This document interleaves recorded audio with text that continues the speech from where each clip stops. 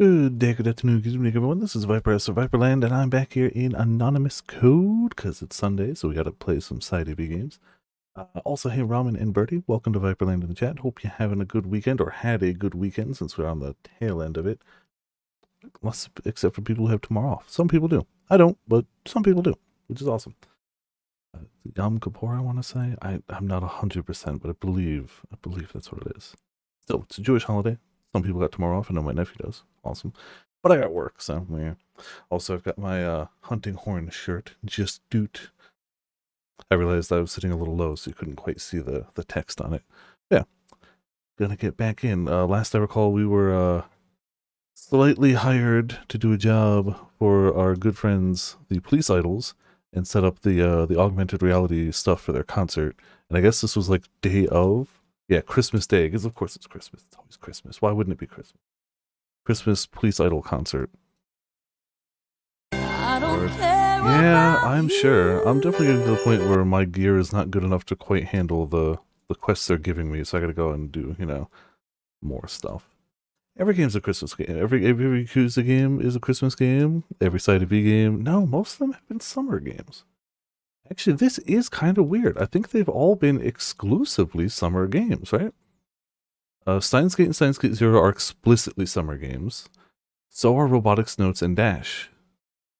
Oh, you're right. Sorry, Zero was a Christmas game. Yeah. They had the Christmas party. You're right. I'm thinking Steins Gate base game. It's explicitly summer. You're right. Zero is explicitly holiday. Or at least winter with Christmas involved. The rest of them have been summer, I think, right? Dash was summer break. Notes was summer break. Chaos is hard to tell because, like,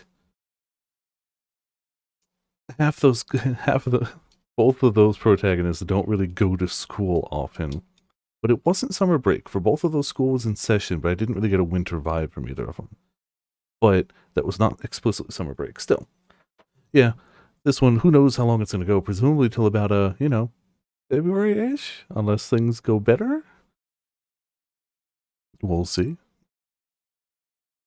Totally forgot Zero had the awesome winter outfits and the really popular Christmas outfits. I liked warm and cozy winter Mayuri. I think that's a good design. I went to Symphony early so I could meet up with Momo. I slept a lot, so my mind was pretty clear. Good morning, Paula. Good morning. Symphony's door opened and Momo and Rosario walked in. Winter Ferris is also very good, yes, I have to agree. Hey, they weren't staying at Symphony anymore. Now that our security had been improved, they figured it was safe to stay in hotels around Nakano. Symphony didn't even have a shower or a washing machine, so this must have improved their quality of life by a whole lot. What was the job? I made it somehow. I had to stay up until 4, though. Sorry, well, I could build systems too. Hey, I wouldn't have finished on time without you. It's because you were taking care of production that I could focus on the systems. The production turned out great too. I couldn't have done it better myself. You were the perfect person for the job. Thank you. Takoka, can't wait for today's concert, man. Oh, you're going? Hell yeah, I got to see the fruits of your lovey-dovey cooperation. Ah, yes. Plus, it's the first actual job you've had in a while. Yeah, guess so. We'd all been doing odd jobs to get by, but we hadn't gotten real work like this in about a month. By the way, did you give it to Aizaki? Give what? Christmas present. It's Christmas today. Bro, did you forget? This is why I told you to get a BFF GF. What kind of BF forgets something like this? Not her BF. My man, this is so cringe. A present would have made her real happy. Oh no! My man, this is so cringe. I do not know how I feel about Wind. There are moments where I'm like, Wind, what are you doing here? You're like a third-rate Daru. And then there's moments like this where I'm like, yeah. Okay, I see. So now, though, because these understand the main series games, for sure, they definitely made it a lot easier to, like, get stuff going. I clearly don't play enough of it to have gotten maximum goodness out of it. That is fantastic art. Also, Herrick, how's it going? Welcome to Viperland in chat. I try to play consistently. I take like a half-hour walk a day. I didn't today or yesterday because it's been raining a bunch here, but otherwise, I've been trying to keep up with it. So I may not be flying through the ranks, but I'm making consistent progress. I also keep making too much gear. That's my problem. That's definitely my problem. I'll get it later. There'll be plenty of time after the concert. Yes, the concert. Concerts which are historically held towards the end of a day. That's the It's not going to cut it. You got to give Christmas presents on the morning of the 25th. Wait, really? No. What? Actually, you have to be with your girl from Christmas Eve. You can't leave her side. Real? I had no idea. Here's some advice then. Christmas presents got to be expensive. You got to get something like a glamorous accessory or a sweet bag. I see. All Wind had was a BFFGF, but he still knew way more about the stuff than I did. He's very confident about his knowledge. That does not mean that his knowledge is correct in any way. He is, however, very confident about his knowledge, which is easy to mistake for knowledgeable. Yeah.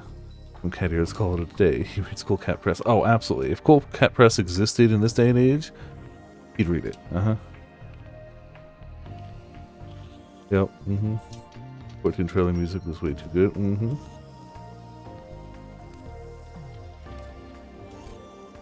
Nice accessory, huh? Accessory would probably suit her. Going out of business in 20 years? There's no way. Weren't they already out of business by the time that Chaos Child was happening? Wasn't that why he could only get like older issues? Wasn't it already out of print by that time? Maybe I'm mistaking that detail, but I could have sworn it was already done. Maybe I'm wrong. I mean, we know how my memory goes, but I was pretty sure he was basically collecting old issues of a thing that already stopped existing. Gee, how did I forget such an important event? Colin, shouldn't we be going now? Yeah, let's go. I couldn't stop thinking about what Wind had said. Shut down. Yep, see? It was already shut down by then. You think it got a resurgence? No. Rosario went back to working on the security, while Momo and I went to the concert venue. I like how Colin is both insistent that Momo is not his girlfriend, but is also now really worried about what Wind said about how he should get her a really expensive gift if she's his girlfriend. To give it credit, though, no, you don't have to. It doesn't deserve any credit at all, like, at all. Maybe it went digital, I guess. Tried increasing the size of the text. Much easier to read, but now it overlaps with the accessories in the background. Oh, my bad, I'll bring it down. We started doing the final adjustments at noon, and we've reached the final stages now. Shockingly good run. Yeah, but it definitely seems to have started to get aged out by, you know, people who would go, wait, no, this is horrible advice. Or at the very least, bad to mediocre advice. When we actually put on the AR onto the stage, the look and feel of some parts were a little off. The concert was going to be open air too, so the sunlight was something we had to think about carefully. Oh man, yeah. Let's be honest. If it wasn't for the fact that he's too busy doing other stuff, Taku absolutely could have written for Cool Cat Press. 100%. He wouldn't, not because he's above it, only because he's got other things to do, which are basically just flexing on people in MMOs because he has more time and money than other people for some reason. That's it. Yeah, no, that's crazy. Let's be honest, Ramen. There's a lot of publications that stay in print. You know, even if people definitely read them for the articles. We had to do adjust. No, I read that right the first time. We had to adjust a bunch of details to ensure everything looked as awesome as possible. Gold farming, it's the most important thing. And we're done. We should look everything over one last time. Yeah. We ran the AR in our heads again. The park was full of families, but we were running the AR in private mode, so nobody else could see what we'd set up. The kids were preoccupied with the mascots and the activity tents that were set up. I hope they'd still have energy left for the concert. Yes, they will. Kids have infinite energy. Infinite, until they shut down for the night. It's just infinite, untapped energy. and then it goes to 0 in like a half-second span. Nah, no excuses. We did our job properly and made kids happy no matter how tired they were. I think it looks good. How about you, Paula? You grow out of. Mm-hmm. Yeah, it looks fine to me. I think we did everything we could. We then shared the final version with CFD. Oh, the concert was in 10 minutes. Oh. When he's like, oh, I hope they have energy left for the concert, I thought it was going to be like, you know, hours that night later. No. 10 minutes. I think they'll be fine in 10 minutes. Yeah. Takaoka, Izaki. Ah, it's a flapping penguin. It's approaching. Wind waved as he ran over. He wasn't alone. I don't know if I'd call that weaving, but, you know. Sorry about that. Took some time to round everyone up. Weren't you coming alone? Yeah. Came to check out the fruits of your labor. He invited me too. Those two absolutely look like they could be related, and I'd believe it. Like 100% they could be like, oh yeah, they're brother or sister, but yeah, that checks out. Oh, I'm glad you made it. It's not just them. I am Dai Ando, but folks call me Undo, like the function. Or undo, I guess. Name's Dub. How's it going? Super pale black hair, yeah. And they've got the, like, almost like thick black lines for, like, the eyes and facial features. I haven't met these guys before, right, Momo? These two are our friends. They're mechanics who take care of our grapers. We're from Tabuchi Motors. Paul and I enter amateur graper races every now and then. They're graper buddies. Oh, I should introduce myself as well. Momo Izaki, right? They're Colin's GF. You two are together? No. It's just a misunderstanding. The mouths match, yep. Stop lying. Not! Hey, all you good boys and girls out there. It's time for the Cyber Forestalls mini concert. Okay, I want everyone in front of the stage. Let's learn how to prevent cyber crimes together. Oh god, it's like the stupid panels the training I have to sit through at work. Like, I know how to not get hacked. I got it. The only time I've ever been hacked is because a Chinese food restaurant decided their website was trash. I've never gotten hacked through an email or a text or like, oh my god. After hearing Riko's announcement, the kids scattered around the park gathered in front of the stage. We gotta find a spot too. Colin, let's stand here. Sure. I don't. I never have. How was I supposed to know that one random Chinese place half a town over either got hacked or the person who worked there went, look, credit card numbers. We're stood in the middle of the spectator area. We made sure to stay at the edge so we didn't block anything for the kids. Huh? Looking around, I realized Momo was the only person who'd come with me. Wind and the others had found a place way back. Well, we had a bit of a crowd here, so it made sense we couldn't all be together. Oh yeah, definitely. All social media links are safe. In fact, everything on social media is not only safe, but accurate. And you should not only trust everything you see on social media and click on it, you should inherently believe anything you read on social media too. It's very important. There were about 30 kids right in front of the stage, and their parents were behind them. If you ever find conflicting information, make sure to take one side, take it strongly, and make most of your personality opposing whatever person disagrees with you. That's the plan. Two-factor authentication, brute force until they get in. Yeah, right. Jeez. About 30 kids right in front of the stage, and their parents were behind them. Most of the kids looked like they were in elementary school and didn't seem to know what was going on. That was when the CFD walked on stage. Throughout their intro, I run through the digital woods, splashing water on every hacking blaze I see. My sweet honeypot is going to trap all the baddies. You cannot say that in front of the kids. You cannot say that in front of the kids. Do not. No. No. Crazy. I'm your cheery, frisky fawn, Bambi Kurishina. Next up, Rico. Would you like some meds and shots? What? That's how you're going to start your intro? Nurses, data tampering, nothing goes under my radar. You're not leaving till you change your ways. I'm the cool-headed girl that all hackers fear, Riko Sawai. And here's Iroha.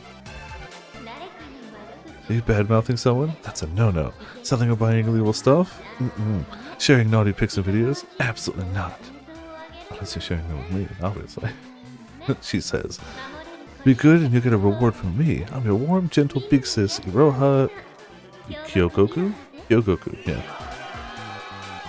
I think the crowd was on her side.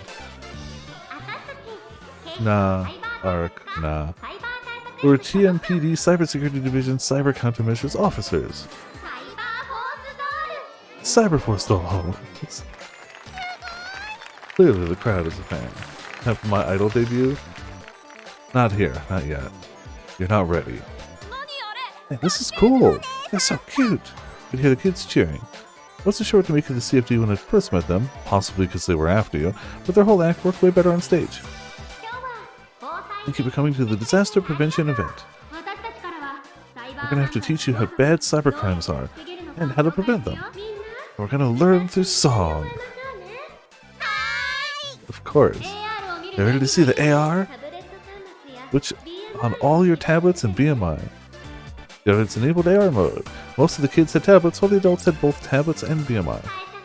Get ready for our first song. There better be a music video here. Uppercase, lowercase, symbols in my password frame. Of course that's their hit debut. Why wouldn't that be their hit single?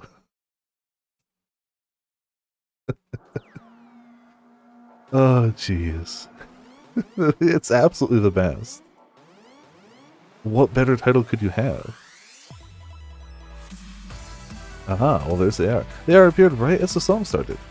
Cartoon characters based on tablets, PCs, and other everyday electronics popped out and bounced towards the kids.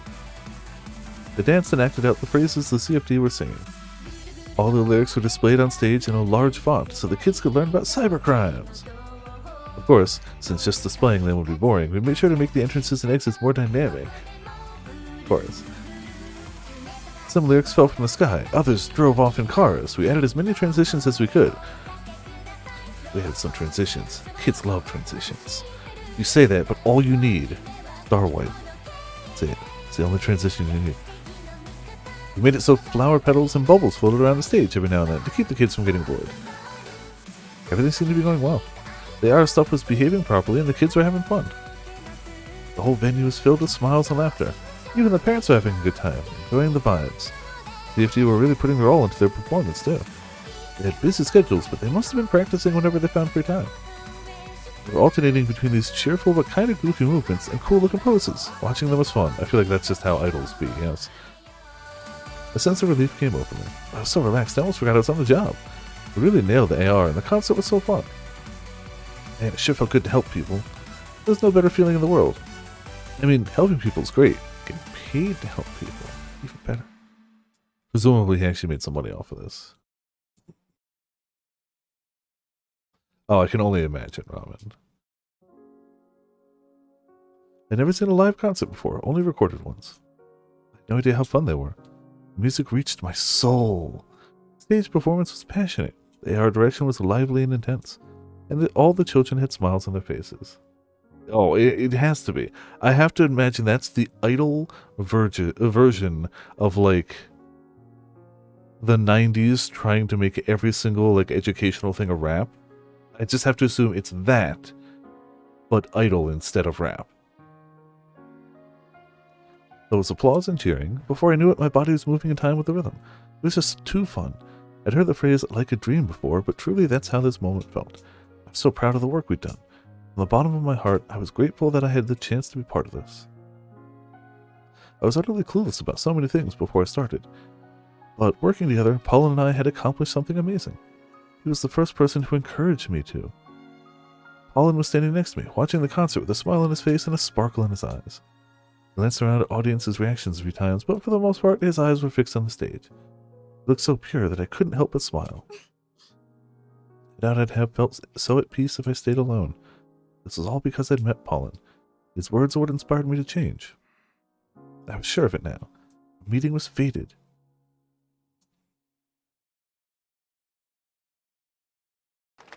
That definitely means a smidge more coming from somebody who's, you know, had prophecies from the afterlife delivered upon them.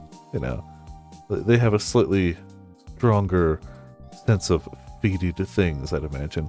The CFD's concert was a roaring success. The internet did long ago. The cinnamon roll is all you need to quench your thirst. Clearly. However, he may be too cinnamon and too cinnamon roll, and he may be like just oblivious, as many anime protagonists can be. The kids seemed really happy. I heard them humming the songs and telling their parents they had fun. The densest, yes, exactly. They may be the most fulfilling when they're that dense, but man, it can be hard to get through occasionally. You bite into it, you'll chip a tooth. That went well. Good job, Momo. I raised my hand for a high five. Momo didn't leave me hanging, but it was slightly awkward. Great success, wasn't it? Yeah, pretty sure that made up for the disaster last time they performed. Glad to hear that. Let's go and congratulate them. Maybe they hate us a little less now. We went backstage where the CFD were joining hands excitedly. So fun. It couldn't have gone better. Yeah, even the weather turned out great this time. So this is what a real concert's like. I know what you mean. We were just like real idols today. The bang physics are so powerful. We are idols, though. Of the CCO, I mean. Ah, oh yeah. Good job up there.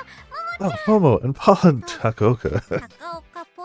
Wow, way to have two drastically different levels of excitement for those two people who equally helped you make this happen. Arguably, Holland did more of the technical work, but you know, that's fine. Just...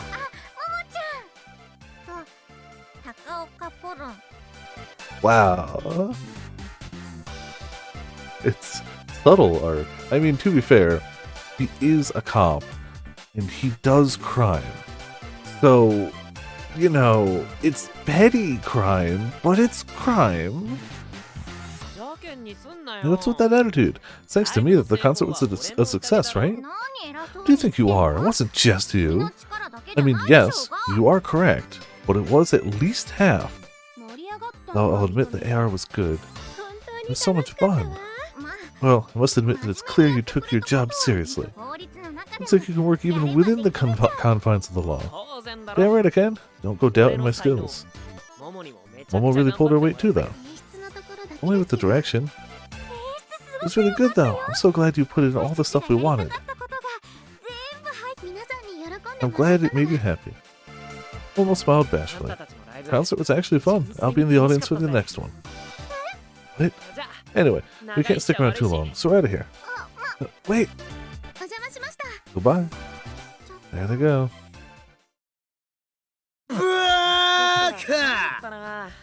Been so focused on the concert. I didn't realize how starved I was. Let's grab something to eat with everyone before we head home. Good idea. We should thank them for coming too. Ex-esports Olympics contestant Onishi becomes president of the Japanese Esports Union. There's an esports union. Cool. That was what I realized. Huh? Wind and the others were nowhere in sight. Cross, where are you? I was just thinking we should all get something to eat. There's you and Momo who worked on the show. Don't mind us. You two go celebrate.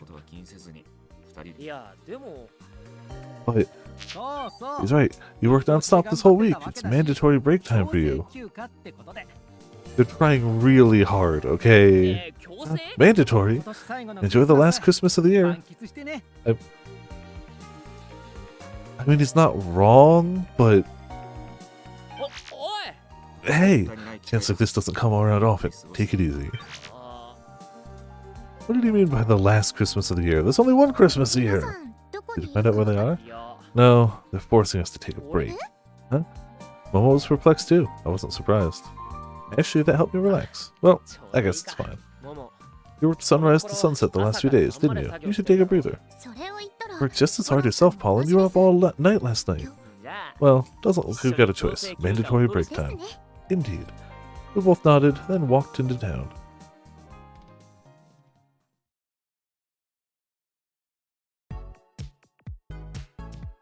I gotta say though, I think my favorite of the background music so far is the Police Idols like background theme.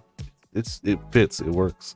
Also, damn, that's Christmas. That's not like a little Christmas. That's overwhelmingly Christmas. That's more Christmas than not. The Sun Mall's shopping district was, oh, because it's AR, so I don't have to actually, okay. Was AR decorated in red, white, green, and gold. All the colors of Christmas. Ah, yeah, that's a lot more boring. I see why they overcompensated. Every shop, stall, and cafe was open for business. The workers were wearing AR Santa hats and shouting to customers as they sold Christmas chickens, cakes, and presents. Every store was overflowing with customers. I felt like I was at a theme park or something. Keep it off. I can't, because then I can't see the text. So that makes it hard. But everyone seemed more interested in having fun than desperately trying to get their shopping done. This is a Japanese Christmas. They don't know the true meaning of the holiday, but they all seem so happy. It's a little strange. Well, we got some unique customs here. Corporate marketing makes this stuff popular, but you only give presents to people you're close to or appreciate. Japanese people don't give gifts unless there's an occasion, so I think the Christmas spirit is alive in its own way here. Yes, this isn't so bad. Gotta love that little bit of Catholic superiority from the Vatican, like sneaking its way through. Well, when I walk down the crowded street, you guys don't even know what you're celebrating. Isn't that cute? But you're still having so much fun. New AR decorations kept appearing every few steps, and Momo looked at every one of them. Kinda missed the Christmas I knew. I can only imagine the Christmas in, like, what, 1917 or whatever? Was, different. There were a lot of dishes we only made for Christmas, and one of my favorites was this thing called bolo rei. Okay. Bolo rei? I've never heard of it. It means king cake, and it resembles a crown. It's covered in crystallized fruit that looks like the crown jewels. I really got to eat sweet things back then, so I always looked forward to it. I remember when I ate all the fruits myself, my parents weren't impressed. Momo sounded kind of bashful, but she looked happy too. I bet she had lots of good memories of Christmas. Do you have any memories like that? I only spent Christmas with my family until I was 5. That's when my mom divorced my dad and left. Fruitcake. I spent Christmas by myself since then, so I don't really have many memories of it. To be fair, I don't think in 1917 she was in the Vatican. She ended up in the Vatican now because they were doing wacky science experiments with her memories from the past. She must have been like... I don't know actually, I don't remember, like where is the town where like they got the prophecies of Fatima? Like where is Fatima? It's gotta be like France or Spain? So like I don't think she's originally from the Vatican, but she keeps dropping like Spanish, right? So she's probably from Spain. She transitions to Japanese really well, but she's dropped a few Spanish phrases. Fallen. But just walking around and talking to you is really fun. I feel like this is the first time in ages that I'm enjoying Christmas. I have fun when I'm with you too. Maybe that's why I'm talking more than usual. Glad to hear it. She did seem more relaxed than she normally was. Oh yeah, let me know if there's something you want to check out. You can go wherever you want. Wherever I want. I looked around, but then a crowd came between us. I had an employee on one side of the store subhead announcing a Christmas sale. Obesity, a rampant epidemic. How did 40% of the world become fat? I don't know, news. But I don't really care to watch a thing about it, so. The masses went wild. Momo and I were like ships caught in a storm as the surging crowds kept changing speed and direction. Hey, stop pushing! Well, people came between us and we were separated even further. I tried getting back to her, but the crowds were too crazy. Momo weaved through the gaps and reached out to me. I managed to grab her hand holding again. Oh my goodness. Portugal, not Spain. Oh, okay. Gotcha. I pulled and brought her close to me. Oh my. Okay. Think so. Really? Jeez. Alright. You're like 10. Yeah, that seems like a product of the times. Let's get out of here. Yeah. Still holding on to her, we fought through the flood of people. Damn, her hand was so small and soft. It was so dainty, I felt like I was going to lose grip on it any moment. Almost like she could tell because she was holding my hand really tight. Squeezed it back to make sure we didn't get separated. Oh, we finally made it out. The crowds were so wild that we'd struggled to get out.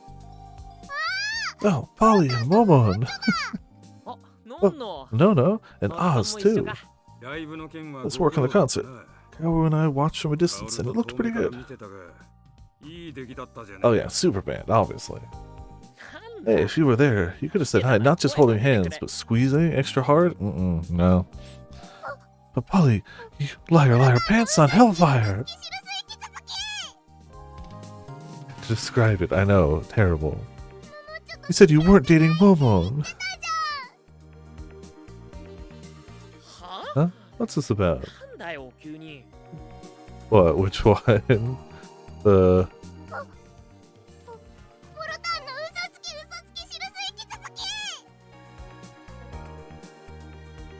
That one? It's something, I'm sure. Only lovers hold hands like that, right? Well, when I suddenly let go of each other's hand.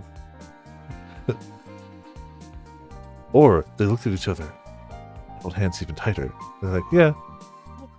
Sorry, you're mistaken. I'm the one who took his hand. We almost got lost in a crowd, so... So you're not lovers? Okay, we won't get banned today. Then when are you confessing to me? Just to remind ourselves, you're in entry school? So, like a decade. Minimum. Bare minimum.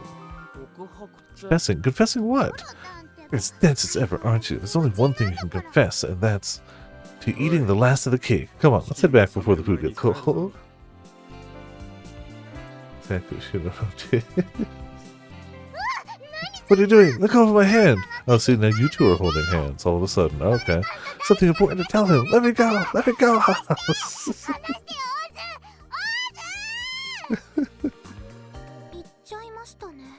There they go. We should head off too. Yeah, let's go somewhere without many people.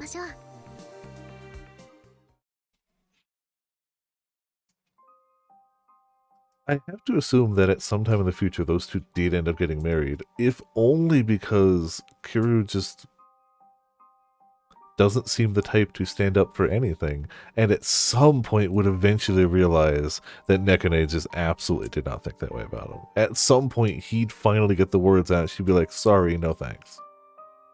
Oh, 0 chance, yeah. No. 0 chance. Made our way through Nakano, avoiding the crowds on our way to the Nakano Sun Plaza viewing platform. Oh, they even have like AR, like snow. Okay.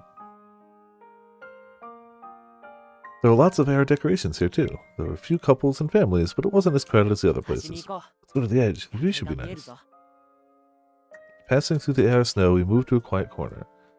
Fiona, I can't. No, never. Can't wait for this to kill us. The scenery on the other side of the handrails wasn't too bright, but there was a certain charm to the subtle lighting we could make out. It's so pretty. It's the lights so far away. All from buildings? Yeah, this view isn't too special compared to some other places, though. Really? But there's so many lights. It was a wonderful city, isn't it? It's brighter than the stars in the sky. Speaking of stars, I remember when my family went stargazing at Christmas and... Momo fell silent. She looked kind of sad. What's wrong?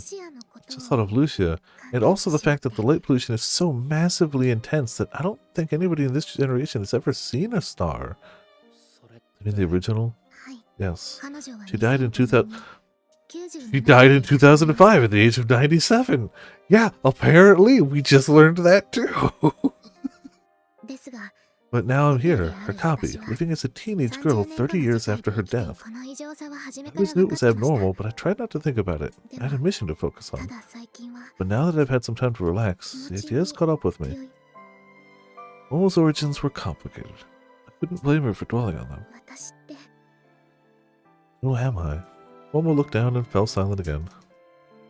Yeah, she's got some existential problems that are a little beyond your average person's.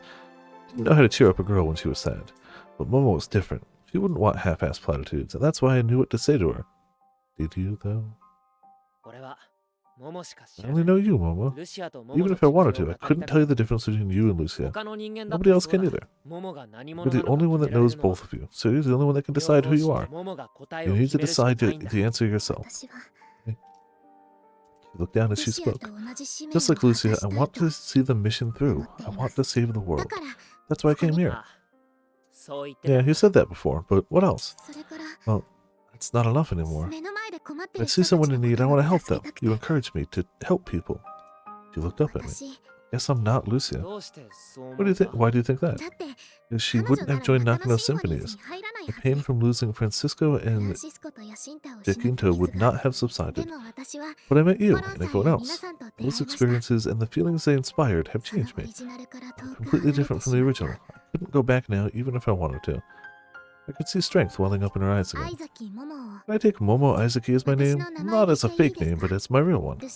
Prove that I'm a new person, that I'm no longer Lucia. Sure, go ahead.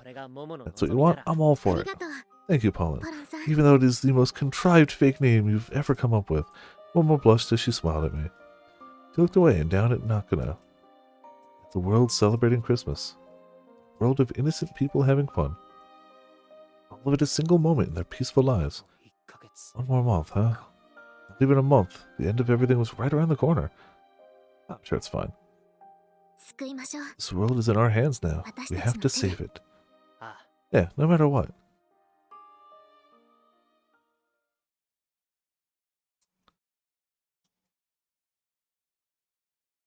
Just about done here. Time for us to... Chief! The morgue just contacted us and... it disappeared. Calm down. What disappeared? Oh, yeah, we're calling him David. David Lesue's body. What? Great. So y'all definitely, like, looked after it, right? And didn't, like, take your eyes off it? So you were successful. Well done. Now please tell them to bring him to us. He's only just woken up. This next mission awaits. Make the arrangements immediately. I not an L? Nah, it's fine. Very well. The priest walked away, but stopped for a moment. He seemed perplexed by something. Felino Arcana, may I have your thoughts? We've been faced with a great deal of unexpected events. Is the Lord testing us, or could it be that He does not desire that the end... Behold, ye despisers, and wonder and perish, for I work a work in your days. A work which ye shall in no wise leave, though a man declared it unto you. Acts 13:41. Do what must be done and wait for the time to come. Thank you for your words. The priest expressed his gratitude and excused himself. To see him off, Felino took out a tablet and played a video. It played something from an age long past, but the quality was clear, for it was a simulation generated by a Necro Pilgrimage. It showed October 13th, 1917, the day of the final miracle of Fatima. Oh. Normal stuff, you know. Ah. See, I didn't know that in the past people didn't have clear facial features. See, I'm learning. An unnerving sound resonated all around. Somebody pointed at the sky, and those nearby looked up at once. Something abnormal was unfolding above. The sun was revolving with greater intensity. It was akin to the wheel of a train or a spinning firework. Suddenly, as its rays danced downward, the sun seemed to split apart. Brilliant fragments scattered into the surroundings like the juice of a fruit. Each was an arrow of light. Over and over they flew into the distant horizon. Rather than cowering, the people cheered at the miracle taking place before their eyes. The voices grew louder until the cacophony overwhelmed the unsettling sound of the darting fragments. No mere mortal can understand the true meaning of the acts of God. But we've decided that we understand them. We're going to enforce them lethally on every single person, and we're in fact going to try to end the world because we believe that we understand. They could not have known that this sound was binary static noise, nor that it was counting down to the end. Lord, I express my deepest gratitude for this sign.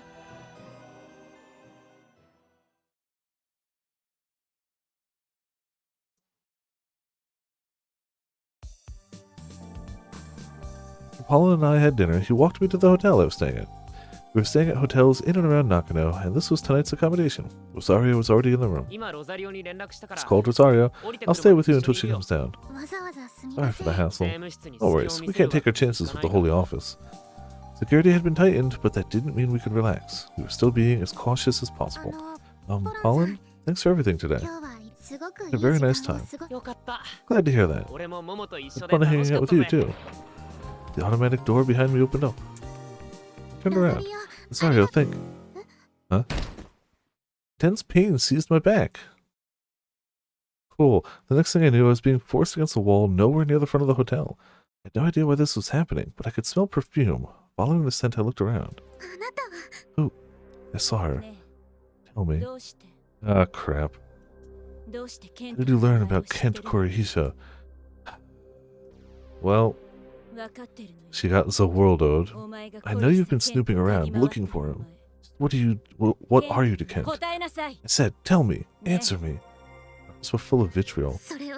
What will you do with that knowledge? What about you? How do you know his name? Pretty much only those associated with the Holy Office 513 knew about Kent Korihisha. Is she an agent too?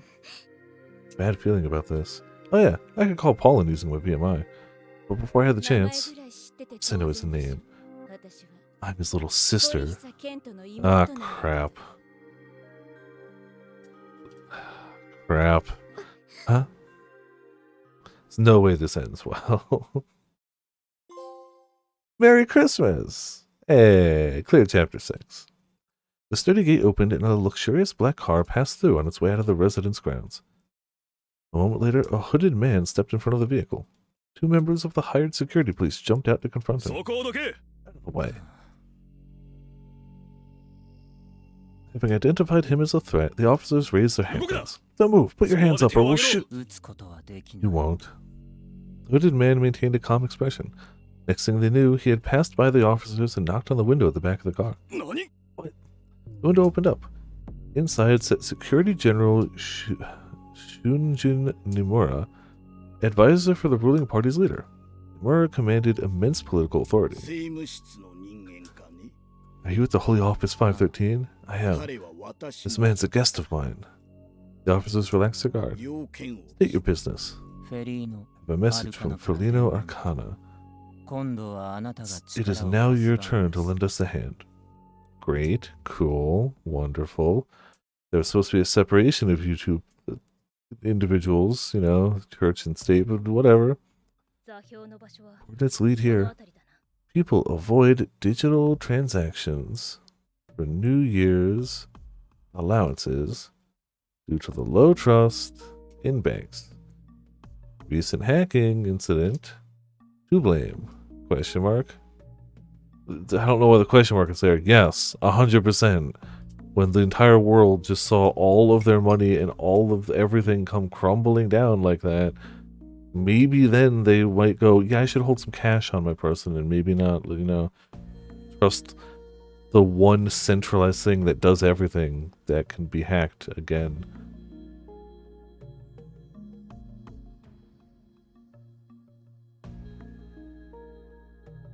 But also, what do I know? You know, maybe it's some totally unrelated reason. It could be. It's very likely, in fact. It's probably some totally unrelated reason.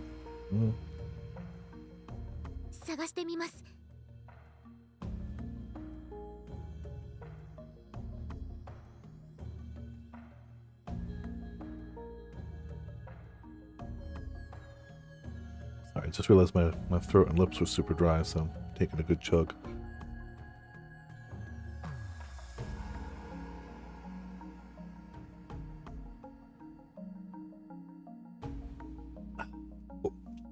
I'll look around. The moment we got out of Rosario's car and went into the alley, I parked my Graper and followed her with Rosario. It was December 31st, and Tokyo. We're gonna hit the end of the world like next stream at the rate we're skipping stuff. And Tokyo was in an end-of-year mood. Its residents were either deep cleaning or heading home with bags of shopping. Bags of shopping. Tabuchi Motors holiday season business schedule. Mode shrine visit with the gang, yeah? Excuse me. I picked Ariakushi Baishon Temple.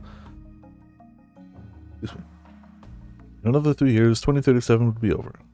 Though the bustle, we'd made our way to Shibuya to do some cryptanalysis. We weren't analyzing a code from Cicada 3301, though. It was a challenge set up by Juno. There you are. Momo had vanished while we were waiting in front of the hotel, and I found her in a nearby back alley. Momo was standing with her back to the wall, with Juno right in front of her. Ah? Let her go! I shouted as I sprinted towards her, and Juno readily released her. Okay, Momo? Are you really Cicada's sister? That has nothing to do with you. We're investigating the guy. Come on, tell me! Tell you, the one who took the quests from me, the one who wrecked my plans. Wow. Why? I really hope he just looks at her and goes, well, you should get good. If only you didn't exist. You ruined everything. Unforgivable. I can't stomach the sight of you. Everyone's free to join the quest. That's what Kent Korihisha wants. Don't you dare speak his name, you psychotic stalker. I think somebody here is projecting just a little bit. Kent's mine. Stay away from him. I'm going to meet him no matter what. I want to save the world with him. Do you think you're qualified to do that? Of course. Alright then, prove it. Prove it? This is... Momo shared an image of a painting with me. Solve this. If you make it to the final place, you'll have my approval. I might even tell you Kent's secret. The final place has just got like a door you walk through, like a gun with a tripwire on the other side. It's like, wow, they really fell for that. Secret, what do you... Juno was gone before Momo could finish. I mean, while I will admit that is not as hacks as saving and loading, it's still pretty hacks.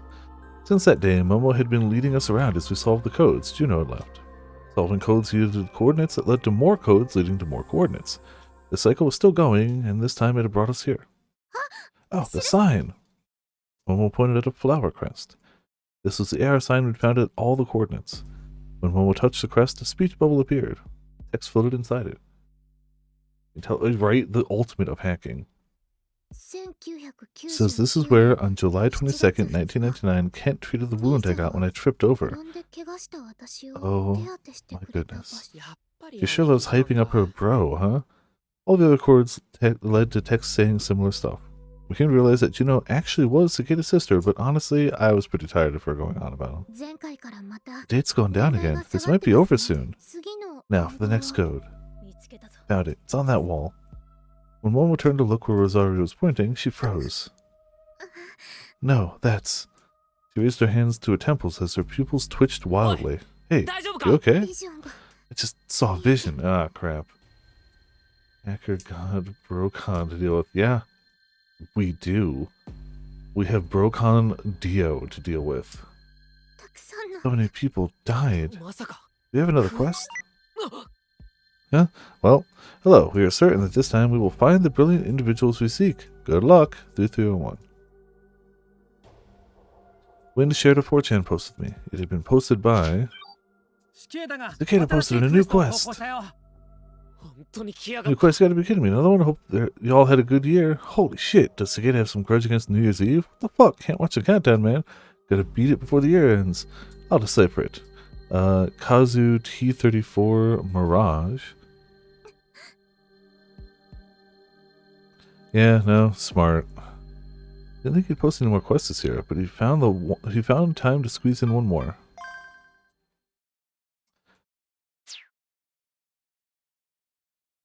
Alright, so what happens if I open it right here? And go back literally one line. Juno showed up too. I was waiting for this moment. I will solve this quest. Okay, yeah, sure, whatever.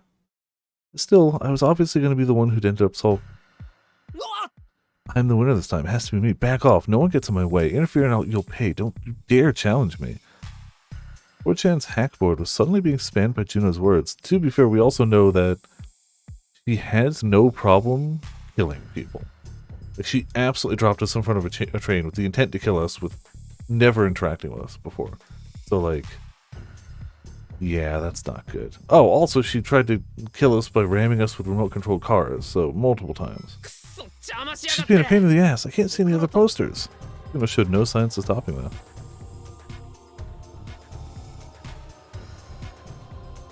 Wow. 4chan went down. Did she just DDoS 4chan? Cheat. Juno do that? Yeah, she overloaded the servers with all of her posts. It's sabotage. Woman.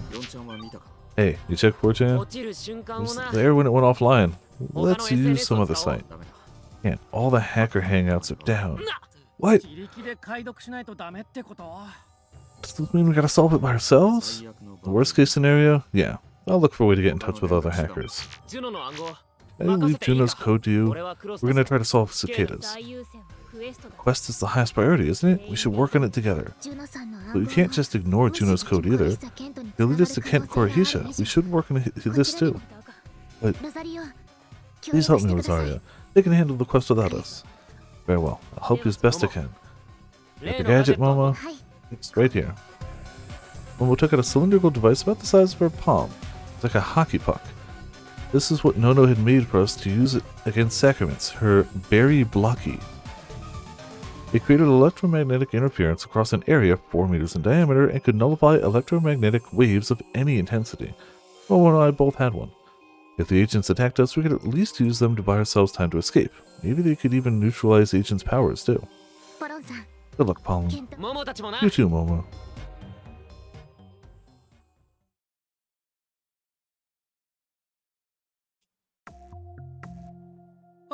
Ah, they're all down. Breaking. All major social media services down. Hacking suspected. No kidding. Even the social media sites that aren't for hackers are gone. Info exchanges on the dark web are offline too. She's so annoying. 2 hours had passed since Cicada 3301 posted his new quest. Juno used DDoS attacks to bring down all the social media servers, including ones unrelated to hacker-centric sites. Holly, look! The comments on this video! Hackers are talking! Edie Bear chomps on 100% fresh. Alright, 14 comments. You people are unbearable. This vid a hint? Sure, it's unrelated. Who's this Juno? Not all at once now. Can I get a QRD on the decoding so far, please? Look for prime numbers. Tara, Best, Open Garden, Deep, Momora. Alright. Oh, nice! Wait, it's down already. I just found it! Juno, it's a meanie.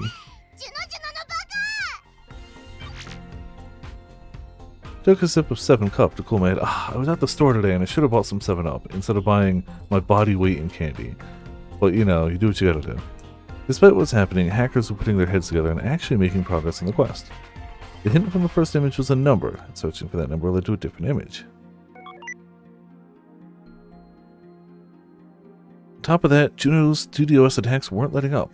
For the human body, it is so designed by nature that the face, from the chin to the top of the forehead and the lowest roots of the hair, is a 10th part of the whole height. The open hand from the wrist to the tip of the middle finger is just the same.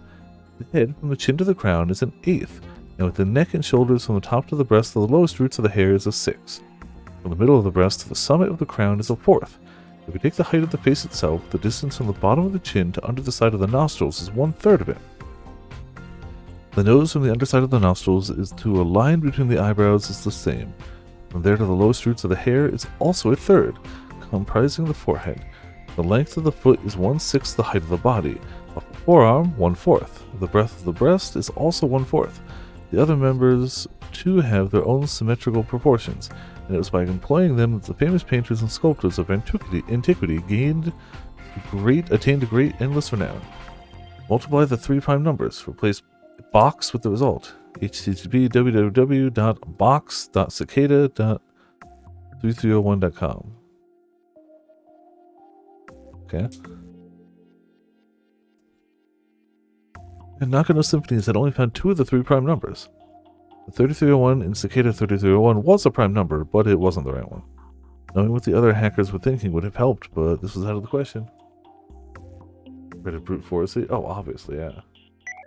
Look at this.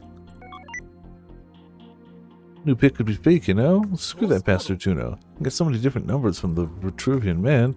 Pretty sure about 121229 and 967 at least. The 3 prime numbers are length, width, and KB? Shit, I didn't even think about the file size. Source code? Yeah, they're leaving comments in the source code of a news site. Someone here found all 3 prime numbers. I'll try them out.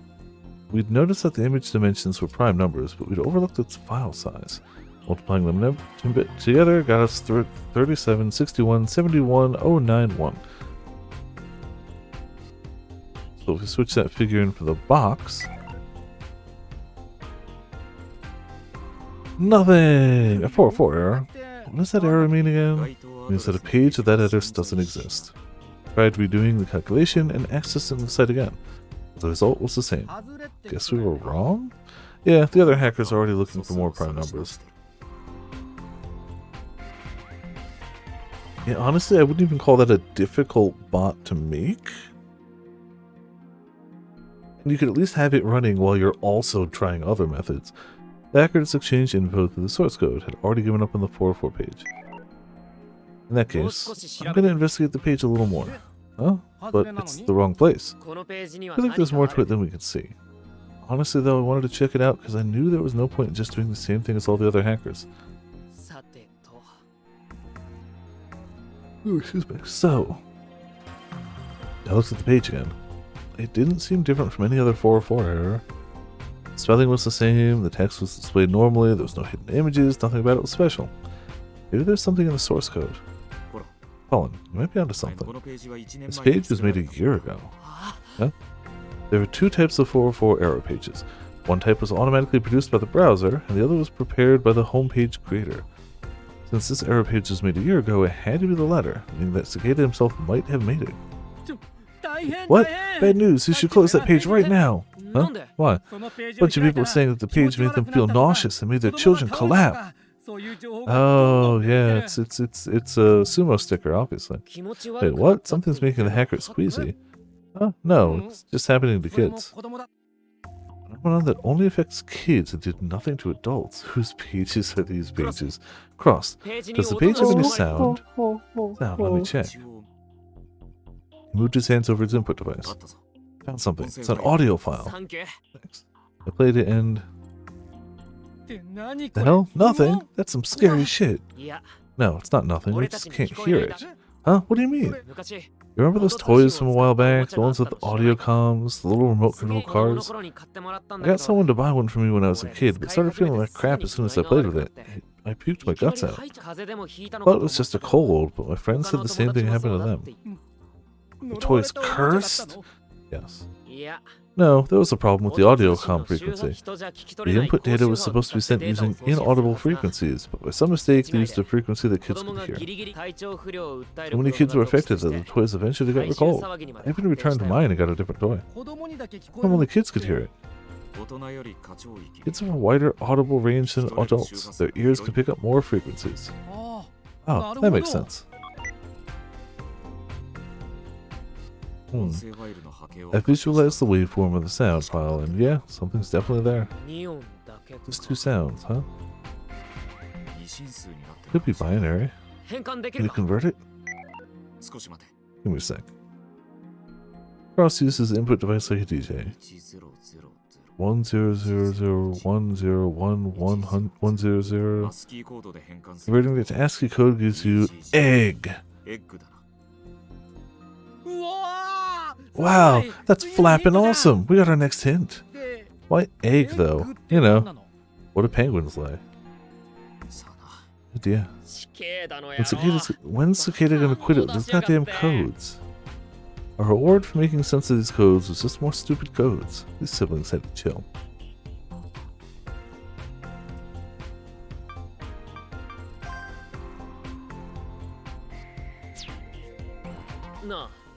Hey, you said this page was made a year ago. Are there any signs it was updated after that?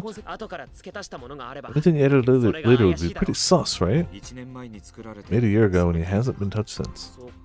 Okay. There was a quest on New Year's Eve last year too. It's pretty crazy to think he made this page while that was happening, huh? That was the pool hack, wasn't it? Yep, the one where some BMI viruses took control over people's visions. The Scenery Intercept quest.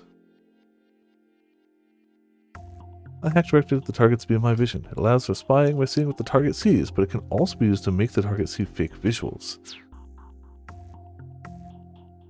That was the first quest that led to fatalities.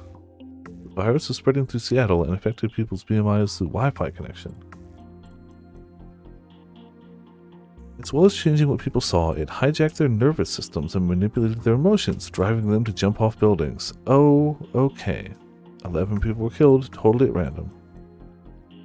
What exactly the victims saw, as well as how they felt, remained unknown.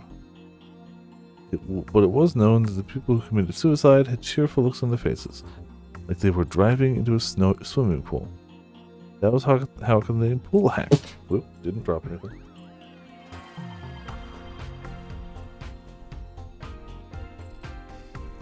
Nope. That shit left a bad taste in my mouth. There's even a countdown until the suicides. It was the second quest Cicada 3031 posted after its reappearance. May 5th, 2036. It was also the first quest Cross and I took part in. I didn't have my saving and loading ability back then, so all we could do was watch as the victims threw themselves to their deaths. That's what the egg meant? What, you found something? Oh. Oh, look. Shinjuku Egg Tower. Over 50 people on the helipad of a closed building. You are currently watching live footage from our drone.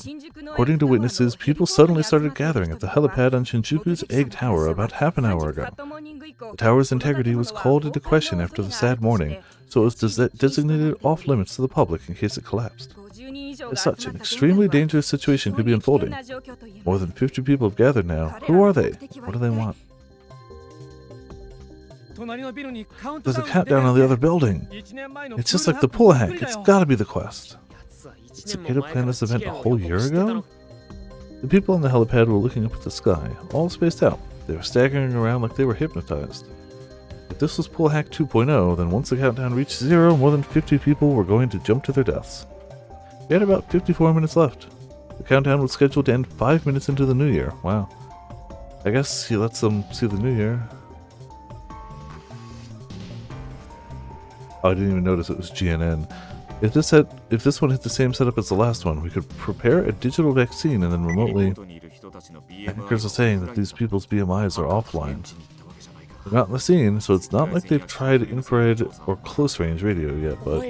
Whoa, hold on. You're saying we have to wire up and install the vaccine into everyone individually? It depends on what we find out, but it's possible.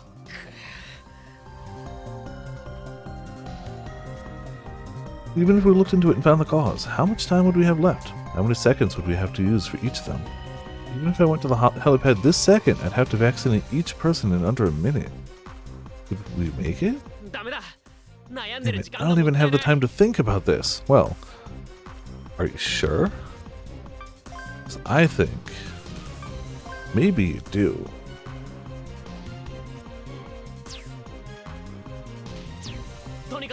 Heading to the tower. I'll see what's what when I get there. We gotta hit the logical bad end, but I feel like that's a decent point to try to like go back to. Maybe.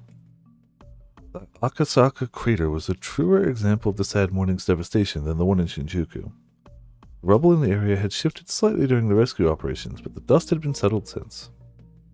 Warped steel beams, glass fragments, and the collapsed walls of skyscrapers covered the ground. The bottom of the crater had filled with rainwater, and moonlight glimmered across the surface. Coordinates are in there? Uneasy, Rosario looked up at the mountain of rubble. This way. It's hard to tell whether there was even enough space for someone to squeeze through, so her doubts were justified. She'd be able to see the path if you used the BMI sensors. Infrared, thermal, landscape, Pollen had taught me about the many BMI functions. Let's just keep moving forward. I don't know where we'll end up, but we don't have time to be standing still. For the reincarnation of somebody from the actual, like, early 1900s, he has taken to technology swimmingly. Just super fast.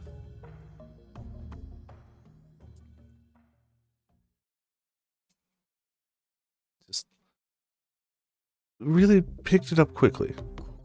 Here it is.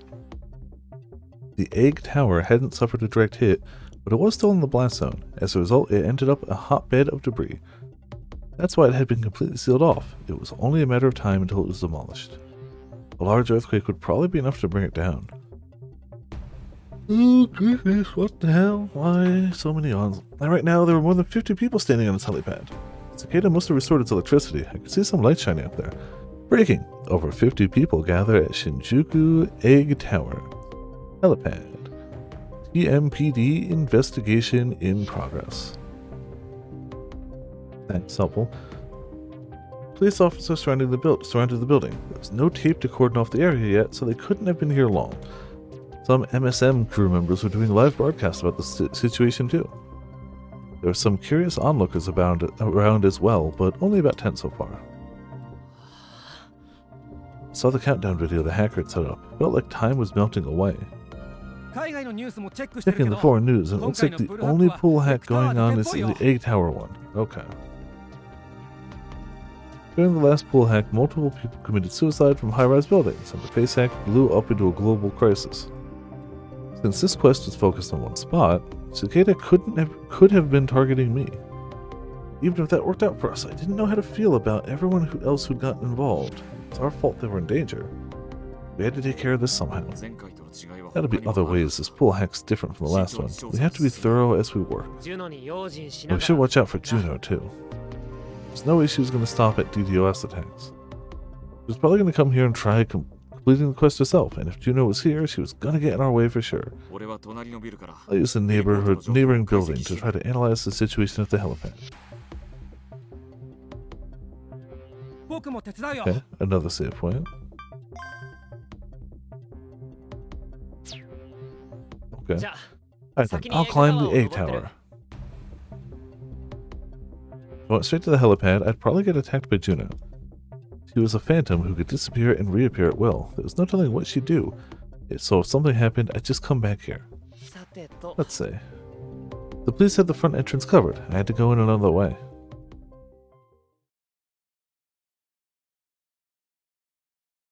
After making my way through the underground, I snuck into the first basement floor of the building. I went up the stairs and saw the entrance from inside. But besides it, it's Juno. The intense scent of her perfume was filling the air. What are you doing here? What about my code? Where's the girl? I thought she meant something to you. Of course she does, even though we're definitely not dating. But I know I can depend on her too. That's why I trusted her with getting your code. You truly are the worst. It's like you enjoy being a thorn in my side. Yeah, it's like you enjoy being...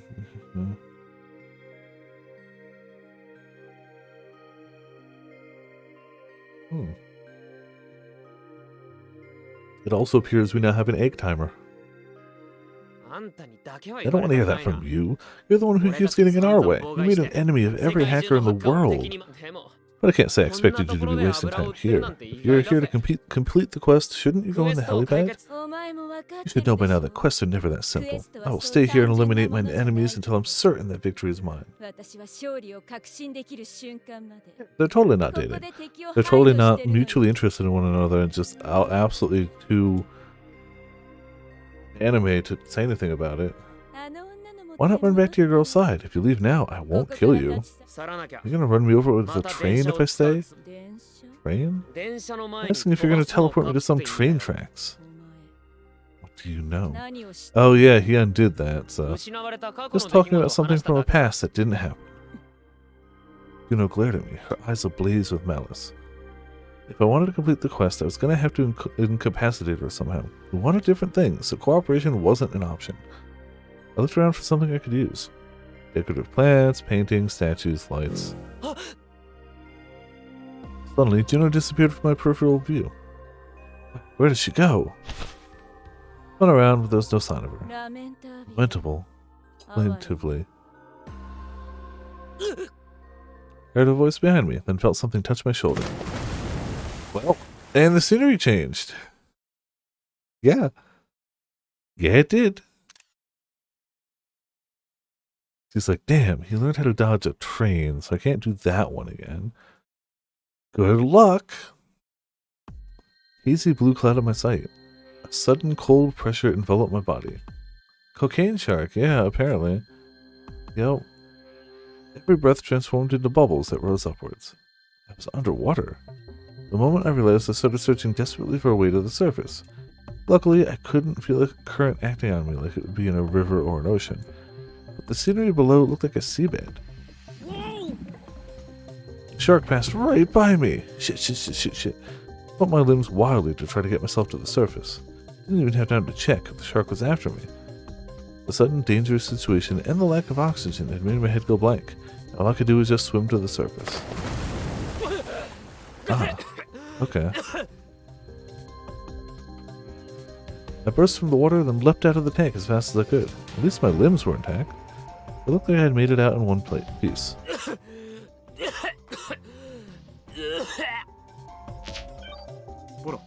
Colin, you good?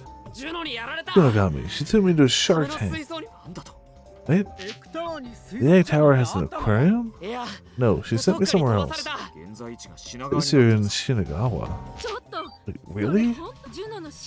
So she really is a phantom. She actually can disappear and reappear. Please tell me the details. I don't know. If I had the details, I wouldn't be soaking wet in Shinagawa. Without any specifics, we can't analyze Juno's behavior or prepare any countermeasures. You weren't recording your vision? Didn't think of that. I've been eyeing Juno for a while, and I have some theories of my own. If I can analyze the exact moment she uses her phantom skills, I should be able to help you. Gotcha. I'll get you the footage next time, so help me beat Juno then. I feel like this is another time to be like, we could go back there and be like, hey, record it.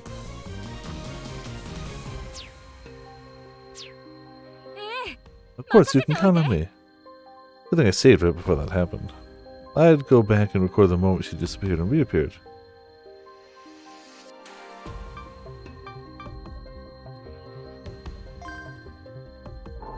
Wasn't me, they just auto do that. Okay.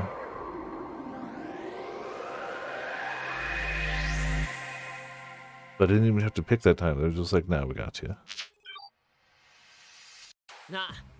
Hey, you want to see Juno doing her phantom thing? Excuse me? I'll send you a clip, so analyze it for a way to stop her. You're going to expose her secret. That's so cool. I'll gladly help. Heck, I'm so excited my hands are shaking. Counting on you, Miss Lid.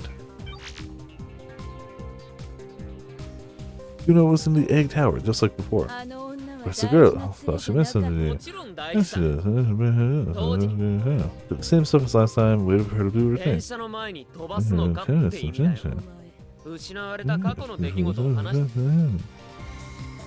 Turned on my BMI's recording function. It disappeared. Mega drill. Turned around, but she was nowhere in sight. Lamentable, plaintively. A voice from behind me. Broke into a sprint before she could touch me. Kicking off the ground, I ran as fast as I could. The shocked voice trailed off, but I had to focus. I barreled outside through the front entrance. Passing by the officers, I made it to the next main street. After confirming that Juno wasn't chasing me, I stopped in place. I set the recording to Miss Lid. This footage is amazing. The way she disappears is practically teleportation. If she touches you, she can instantly send you elsewhere. She can do it to other people too? That makes it even more interesting.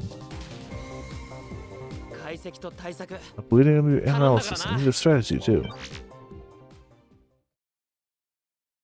There was no way I'd get anywhere near the helipad without a way to counter Juno's skills.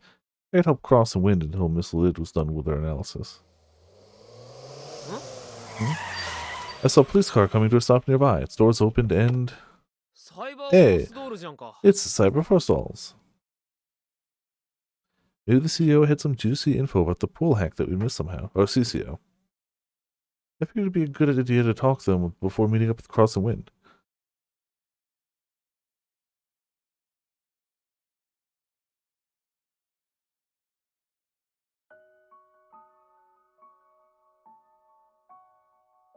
We follow the path using BMI sensors and end up at an entrance to the underground. Hey, jump 5 heckin' years. Yes. 5 heckin' years, baby. Less than 3, less than 3, less than 3, Holy less than 3, time, less than 3, Batman. less than 3, less How than you 3, less doing? than 3, less Thank than you 3, for less than 3, 5 less than whole 3, less than years 3, of less than 3, less subscriptions. than 3, less than 3, less Jeez. than 3, less Hope than you're 3, having a less good than 3, weekend or less have than had a 3, good less than weekend. 3, less than Hope 3, it's less than still 3, going less well for you. Hope you're still enjoying all Viperland goodies we got around here, and that things are going well for you. Been busy. Hopefully good busy. There's definitely a difference between good busy and I hate everything busy. Hopefully on the good side of things. Is one of the so-called service tunnels spread throughout the city and was full of communications cables. The coordinates given by Juno's code led somewhere beyond this tunnel, and we moved forward with flashlights in hand. Be careful, there's more rubble here. Many places nearby had collapsed following the sad morning.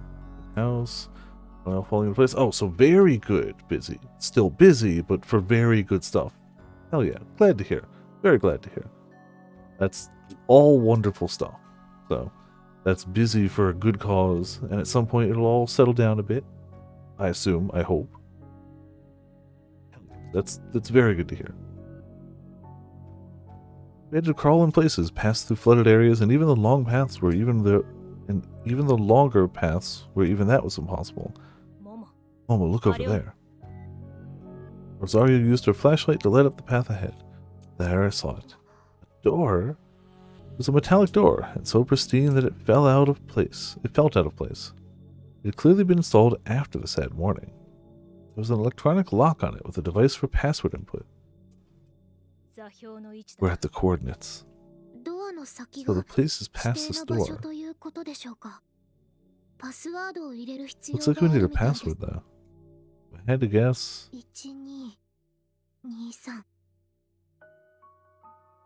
It is the 4-digit number I'd seen during the process that led to those coordinates. It worked. Twisted the knob and pushed the door open. A faint light leaked out from inside. I opened the door further and stepped through. It was a space about 16 square meters in size. It felt like an apartment room without any windows. Unlike its new metallic door, this room was quite dilapidated. Was this a part of the service tunnels? Was it installed later, or was it accidentally buried during the sad morning? A number of candidates left a number of candles lit the room, and in the middle was a large, peculiar box. It was made of marble and glass and sat on an elevated platform. Why is my phone going on? No, whatever. Okay. It was longer horizontally, about as big as a fridge on its side. Through the glass, I saw that it was filled with flowers. What is that? Let's take a look. I moved closer and looked down at it. I could feel myself turning pale. Also, nausea watched over me. The sight before me was like something from a nightmare. And Korahisha? How? Inside the box slept Kent Korahisha. He wasn't breathing. It looked like he'd been preserved with a staggering level of care. Obviously a fake. That woman is trying to trick us. Prove it. Rosario reached for the coffin. At that moment, we felt someone join us. They made it all the way here. Juno, what's going on here? Why is Kent Korahisha? As you can see, he's dead. Congratulations, now you know his secret. Can't be true. If he's dead, why are the quests still happening? Who's Cicada? Thanks for the help. You really clarified that. Did you kill him? Oh, okay. She sounds vaguely familiar to me, but it could just be the archetype, like the character archetype. Definitely slightly familiar, but I ain't looking up nothing, so we credits roll, I'll look it up. How dare you suggest such a thing, as if I'd kill my beloved. Yep, Brokan. There was no doubt before, but I feel like that really cements it, just the one line. How did he die then? Can you prove that this corpse is really him? It was an accident. He was in a cold sleep machine for a long time, resting. He said in order to circumvent the end, he needed his brain to stay young. He was so beautiful that I made a habit of simply watching him sleep. If those days were waking dreams, then February 6, 2036 was the day I woke up. Maybe I'm still waiting till end. I'm not looking something up just because we finished a route. That's a great way to spoil the rest of the routes. The sad morning, he came out of cold sleep shortly before that, and then he was reduced to splattered bits of flesh. And how did you fix him? He was caught in the SA-4D attack. By the time I found him, he was already dead. I moved the rubble off my brother and gathered him as thoroughly as I could. Oh, okay, gotcha. His hair, his teeth, his nails, and flesh and blood. That's right, I used a sponge to soak up the fluid and wrung it out into a oh my goodness. He was in pieces, but he was just as adorable. I put him back together, taking my time and enjoying every second. Oh my goodness. He is pretty far gone. I can imagine how I felt when I finally put him into the coffin whole again. Ow. Look at him. I reassembled him perfectly, didn't I? No. No, not hallelujah. No one would think he'd been crushed by so much rubble. Dear brother, you're as beautiful as ever. Still the Kent I've loved for as long as I can recall, and no different from when I first wanted you. Oh my goodness. With a gentle smile on her face, she kissed the glass coffin. You understand now, don't you? You can't have him, no matter what you do.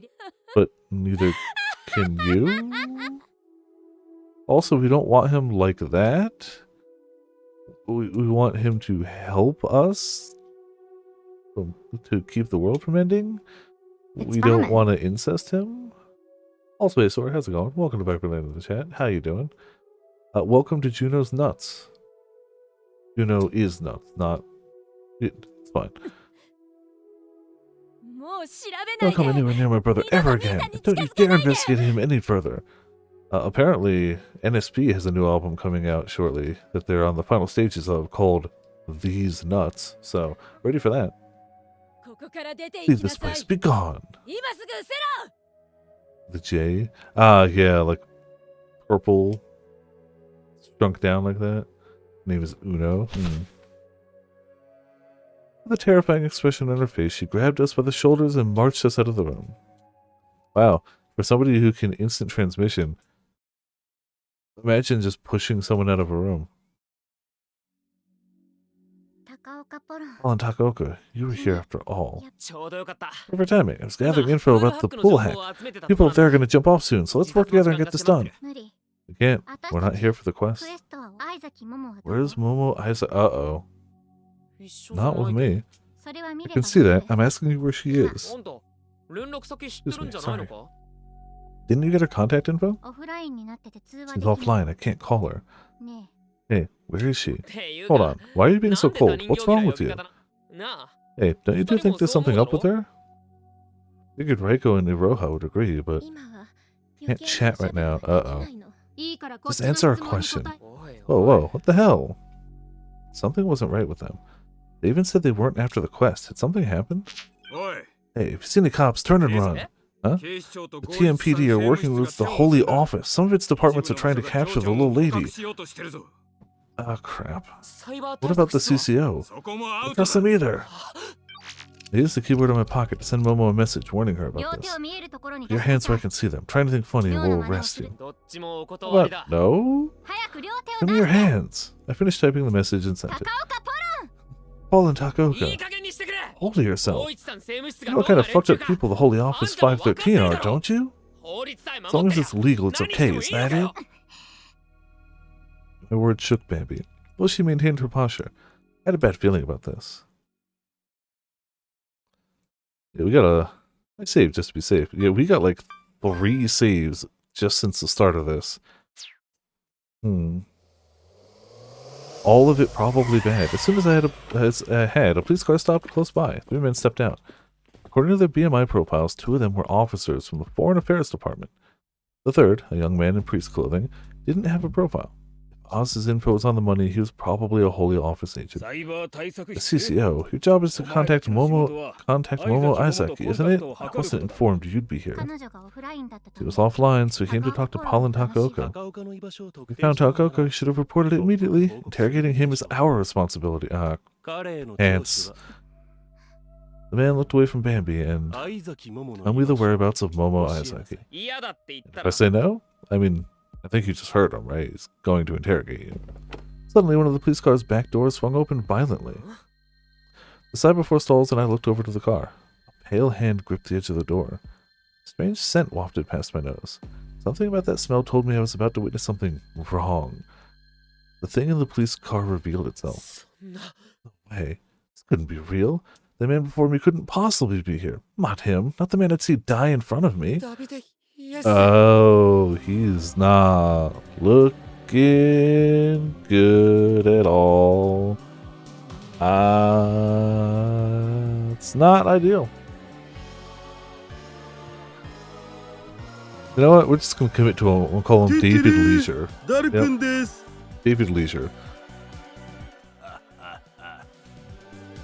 His cocky smile twitched as I noticed that his face was weirdly contorted. No, it wasn't just his face. There was something wrong with his whole body. You don't say. Leisure suit David. What? It was rotting away. His complexion was entirely foul, and in some places he had no skin or flesh at all. That explained the smell. It was the reek of decomposition. David fell to the pall of death once before, but by God's gracious will, he has undergone miraculous anastasis. I think zombification is the actual word. Miraculous? Did a sacrament do this? I underestimated their powers. I didn't think they could even bring back the dead. It appears to be a zombie. Now, David, let us fulfill our mission and ask him for Lucia's whereabouts. Well, what joy it is to see you. David took off one of his gloves and charged right at me. Great. A fast zombie. I switched on my berry block and threw it forward. The gadget landed 5 meters in front of him. It was effective across a diameter of 4 meters. It would activate in 3, 2, 1. They would escape the gadget's effective range before it was activated. 14 collaborations in Japan only? Absolutely, because I'd have 2 KFCs nearby me and eat at them somewhat regularly. I would gladly just go there anyway. But yeah, we've gotten ones that Japan hasn't gotten. It happens. But it would make more sense if like it was a Japan only one for like a brand that didn't exist here. Whereas KFC clearly exists in both, and I want to eat chicken in game. But, you know, what can you do? I'm not losing sleep over it. A little shame, but not losing sleep. Yep. Yes. This is a zombie. So it's actually faster than before. Did I even get away? I didn't have the time. He seized my neck with his massive hand. Well. Without slowing down, he kept sprinting. And then slammed me right into a streetlight.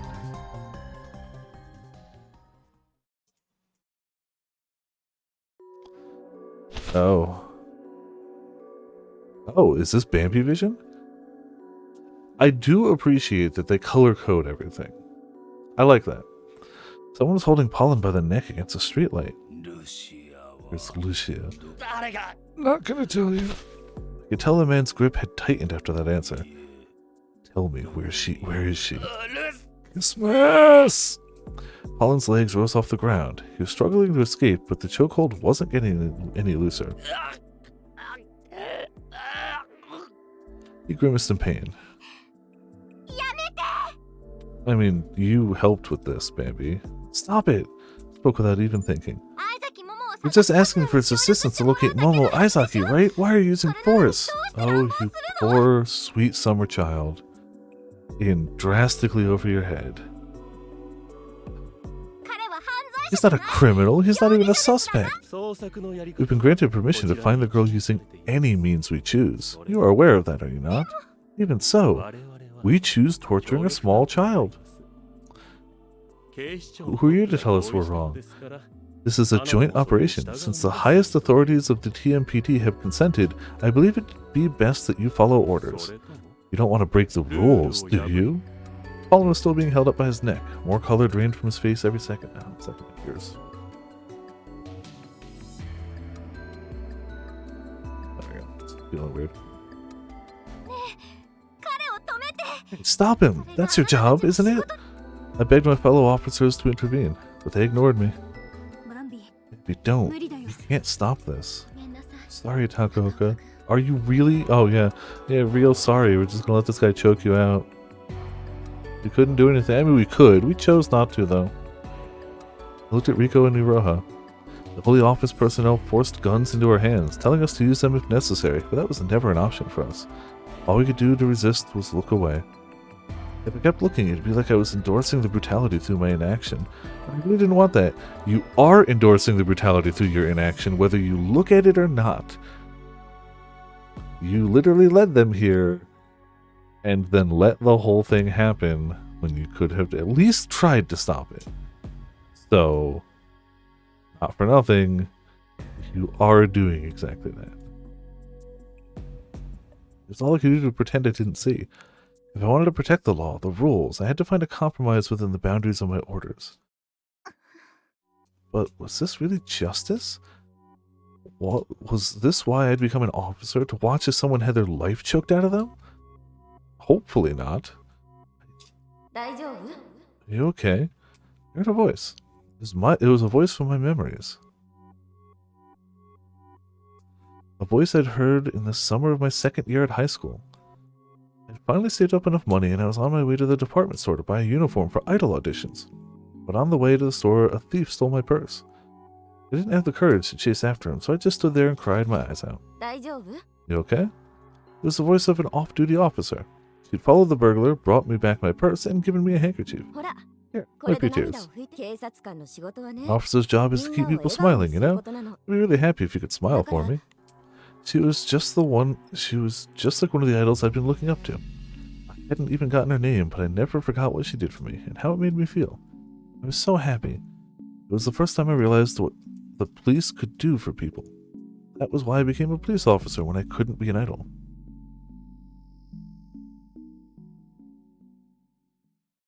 Ah yes, this definitely seems to mesh perfectly with that. Fine. Speak. Where is Lucia? Well, not telling. Could barely breathe, but he had no intention of letting me go. That filthy, half-rotted hand still had a lot of strength. I didn't have the energy to resist. My consciousness was fading. Let him go! I saw Bambi. She was holding a gun. It wasn't a real hand gun, it was a stun gun that incapacitated targets with an electric charge. David turned around. He glanced at her gun. The grip on my neck loosened. Bambi faced the huge, rotting man. It didn't seem to faze her that she was up against someone who'd come back from the dead. An officer's job to protect smiles. They've got to sparkle like idols do. Your methods aren't righteous at all. I'd rather quit the police than work with the Holy Order. You ignored my warnings. How foolish. David reached out with his heated hand. His target was the shotgun. Bambi pulled the trigger immediately.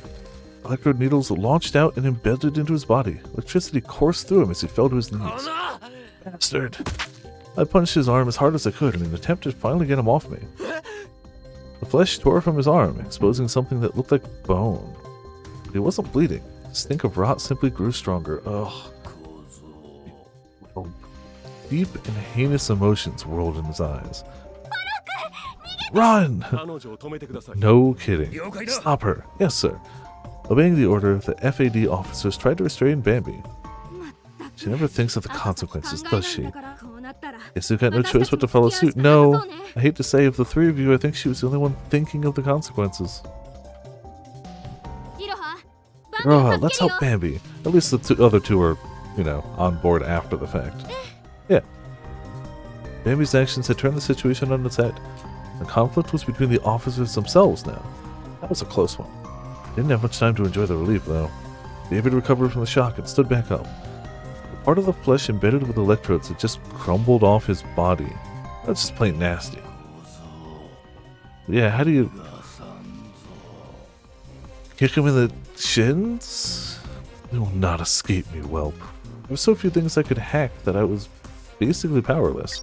That was why I called the graper I'd parked nearby. While I had the chance, I'd moved to a place where I had the advantage. I didn't have a plan in mind, but I was out of options.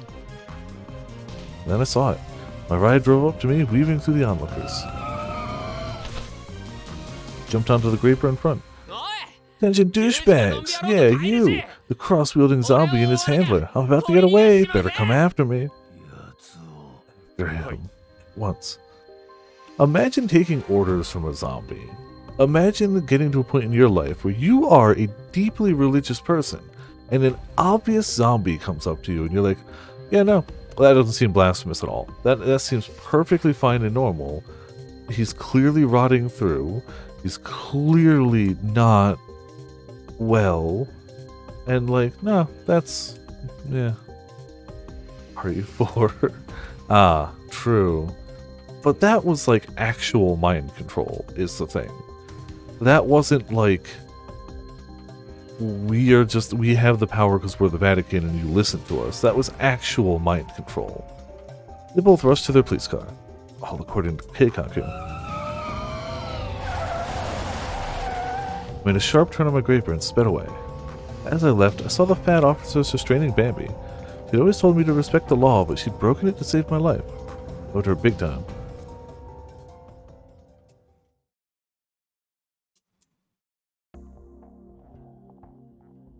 At the abandoned building next to the egg tower, sat Cross and Wind, watching what was happening at the helipad.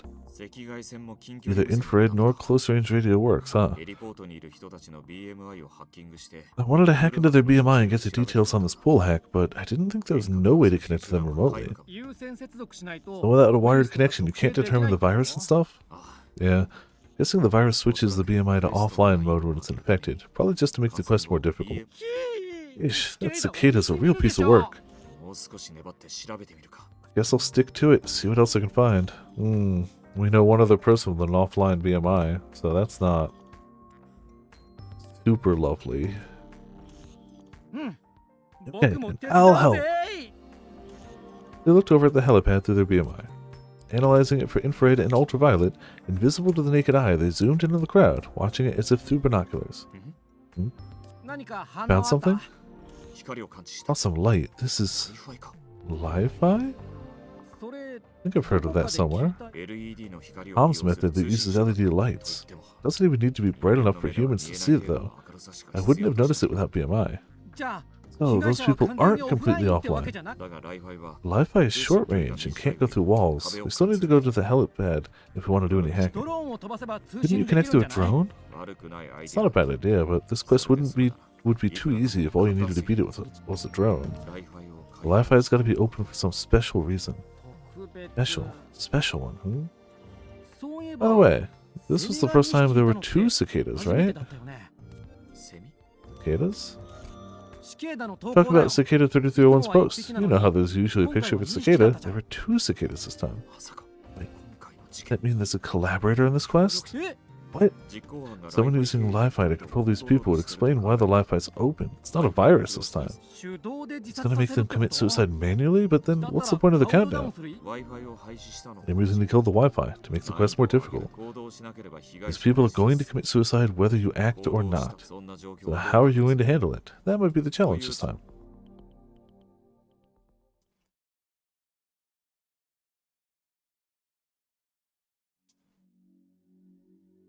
Once we crawled out from below the crater, we felt the pale light of the moon washing over us. Well, she's not on top of a building, so that's a plus. Felt so far removed from the red candlelight of the room we'd come from. How do I check that message? I want her to read that message, but I don't know if it's something I can manually do. Nope. We'd seen Kent Korihisha sleeping under the warm light. Really him? My instincts told me that it really was his body, but maybe Rosario was right. Maybe it was a fake that Juno had set up to demoralize us. This quest arranged by Cicada 3301, Kent Korihisha's other name, was still underway. Rosario, let's go help with the quest. If we meet with Cicada, we should learn the truth about his death. Right, let's go.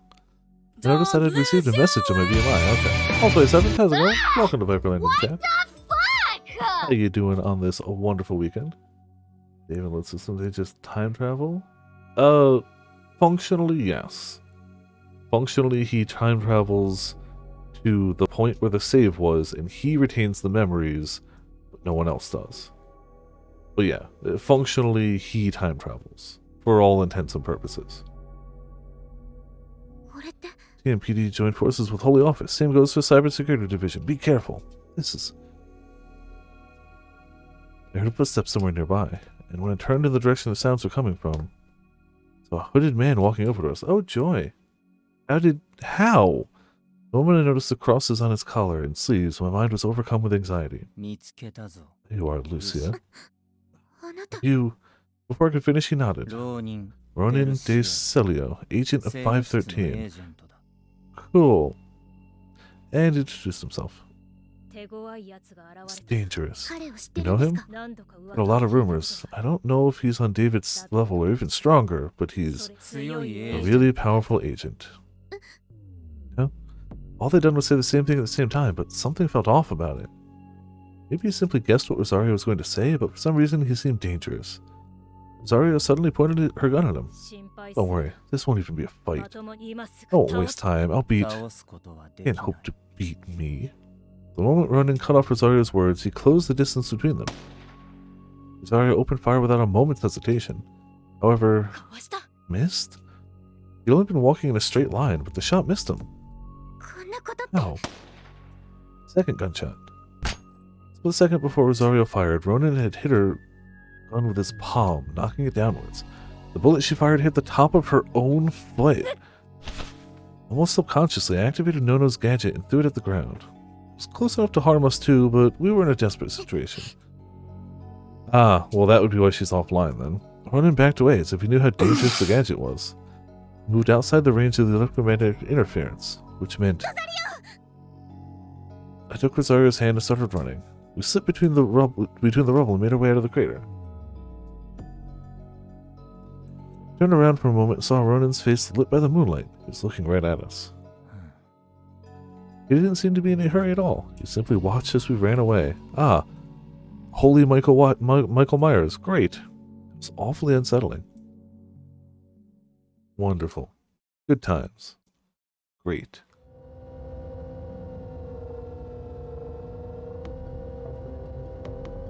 I drove around in my Graper looking for somewhere I could fight David. That was when I got a call from Momo. Oh, we cracked the final code. Her breathing was ragged. She must be running. What happened? Did you figure anything out? Company managing Egg Tower receives flood of complaints. Helipad intrusion enabled by their negligence. Yeah, I'm sure. What happened? Did you figure anything out? Found Kent Korehisha's dead body. Huh? I struggled to make sense of what I was hearing. Kent Korehisha's dead body. Dead body? Juno said he died during the sad morning. Hell? That's true. Then what's the deal with Cicada? Who was the one behind the quest? I don't know if the body's real or not. We need to do the quest to find out. Momo, now's not the time to be chatting. I heard Rosario's voice on the other end.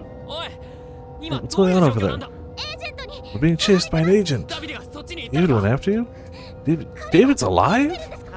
Yeah, long just now. They used a sacrament to bring him back. In peace, in zombie form, but whatever. The agent after us is a new one. He's called Ronin. Rosario's hurt. Think you can handle him? I was completely powerless against him. My superpower of having a gun didn't work. Maybe I could do something if I knew what a sacrament was. He evaded the gadget.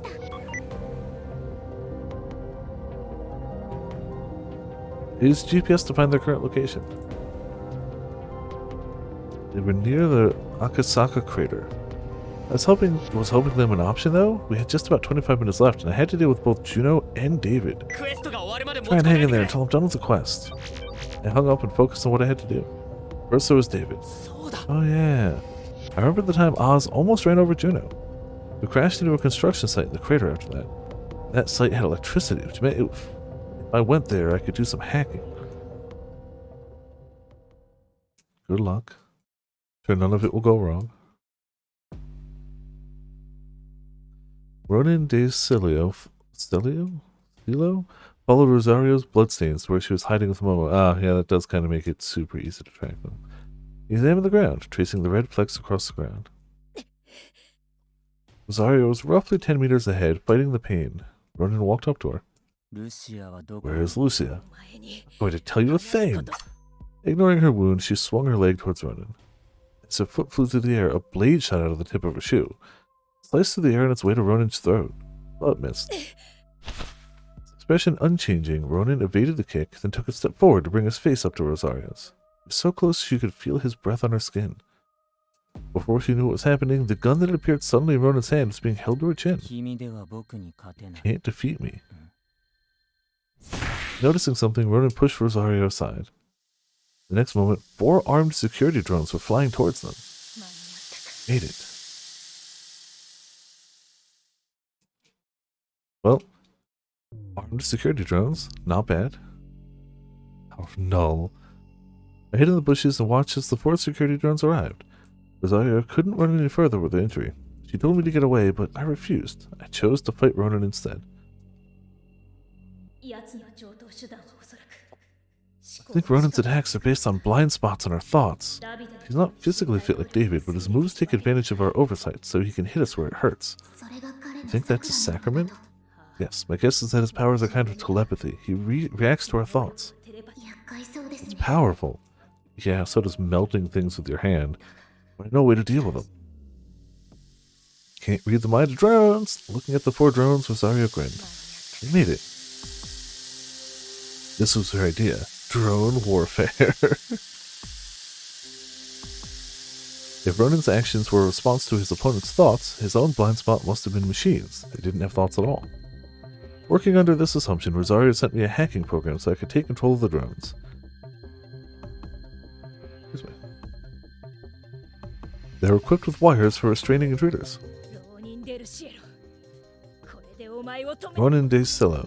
Cilio, we're going to stop you with these drones, so that's the strategy. The drones surrounded Ronan. Poised to attack, they aimed their weapons at him. Ronan took a few small steps, but didn't run away. He may have realized that he no longer could. The next moment, the drone shot restraining wires at him. With a sharp sound, the wires flew through the air. The unbelievable occurred. The drone wires passed right by Ronan and entangled the propellers of the drones that were opposite. All 4 of them plummeted to the ground.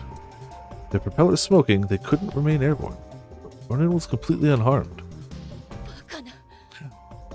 Was it those steps he took? He hadn't moved because he was cornered. He was simply adjusting his position so the drones would fire at each other. Momo, run! A gunshot. The next moment, Rosario collapsed. This reminded me of what I'd seen at the Nakano Broadway. Rosario was bleeding from the head. He'd killed her. Well, frack. We might have to load a save at some point, but you know. Yeah, after arriving at the Shinjuku Crater reconstruction site, I hid behind a bulldozer in preparation for my fight with David. That's a lot of saves. There were no workers in sight, probably because it was New Year's Eve. This was good for me. It meant I didn't have to hold back. Hold on, I figured out Juno's secret. Oh, really? Huh? Misled? Okay, so this is going to be the point. Yeah, this is where we're going to have to start save scumming, because we're going to learn something here. The problem is, we haven't learned what Wind and Cross have learned. We don't know that. And we don't really know about what's happening with Rosario. And for us to keep that info, we have to know it. I listened to her explanation as I watched for David and his handler to show up.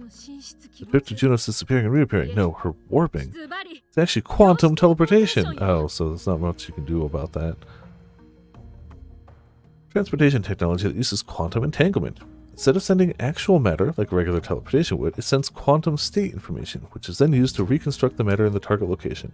Opinions are divided on whether the matter from before the teleportation is the same as the matter after. You mean like the stuff you see in sci-fi movies and anime? Yes, it's a method to transport using quantum entanglement. It's considered theoretically possible, but no person had ever traveled that way. The best researchers could do was send information. Juno must be a true genius. How do we deal with her? You need a pretty large device to pull off quantum teleportation, but I never saw her near anything like that. It leaves only one possibility. She's using the same thing as quantum communication. Method of communication using quantum teleportation. Establishing pairs of entangled photons that act as senders and receivers allows for extremely secretive communication. At first, the photons were sent to the receiving end using optical fibers, but since photon degeneracy imposed limits on sending distance, the photons are now sent to both the sending and receiving ends using space satellites. Of course. The clone lives on. Yeah, basically. Basically that. Meaning, a satellite!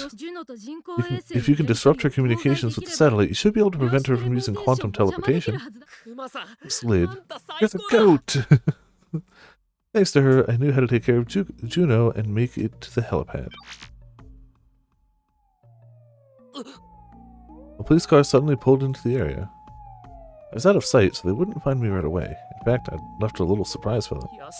And now. The car was headed towards the prefab from the entrance. How did they know he was here? I guess security cameras and stuff. With its door slightly open and its light on, someone was visible inside. That someone was an AR image of me. I didn't know if the Holy Order peeps had the AR on or not, but I did whatever I could to grab their attention. I figured they wouldn't go in since it was so obviously a trap, but that didn't matter to me. They only had to get close enough to... The car suddenly accelerated, speeding straight at the prefab. Flames rose from the car and spread to the prefab. This happened. None of these events made any sense to me. I only planned to drop a steel frame on them when they got near the prefab, but that wasn't even necessary. All my prep was for nothing. Wait. The car's passenger door opened. The one who climbed out was David, and in his hand was the man in the priest's clothing. He'd been burned to a smoldering mess. A normal car fire couldn't have done this to him so quickly. That left only one possibility. David killed him. I guess he just likes murdering people. You know. David laughed as he walked out of the prefab. His body was both rotten and burned. The flesh on his left leg had fallen off, exposing the bone. No one can hinder me now. Pretty sure just sweeping the leg could hinder you now. Well, heathen, time to bear the yoke of hell. A crane hung right above the prefab. I ran a program to trigger it, dropping the steel beams it was holding. Hacking into crane control. But moments before that,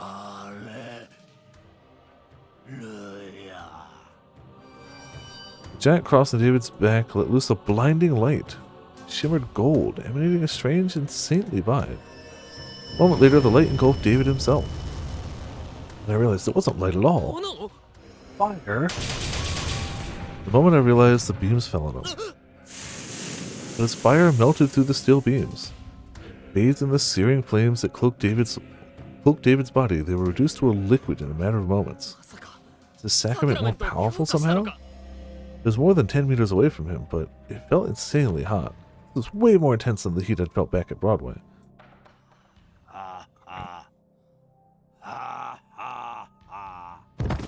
David dropped the priest's remains, and the fire began to spread all around him.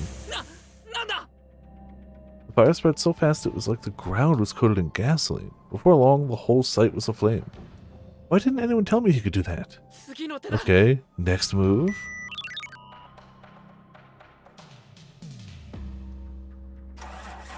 I turned on the engines of the heavy machinery I attacked. The 5 vehicles parked around the prefab turned on their headlights and lurched forward. Their huge treads and tires spun at full speed, hauling their hulking frames ahead. The target was David. But then... No. The tires and treads started melting away, and in just a few seconds the vehicles came to a complete standstill. Bad news, Pollen. Yeah, no kidding. We played Divinity 2, which was 5 years ago. Oh yeah, no, I remember that. That was the bucket on my head. I wore that for a while. Also, hey Mitch, how's it going? Welcome to Viperland in the chat. Yes, that was my original playthrough, where I accidentally put the bucket on my head, realized it was disgusting, but then committed to it for like a good while. I never made it off the initial island. I definitely made it fairly far into the encampment, but I definitely didn't make it off the island. That was also a whiles back. Yeah. Well, also, how's it going, Mitz? Hope you're having a good weekend.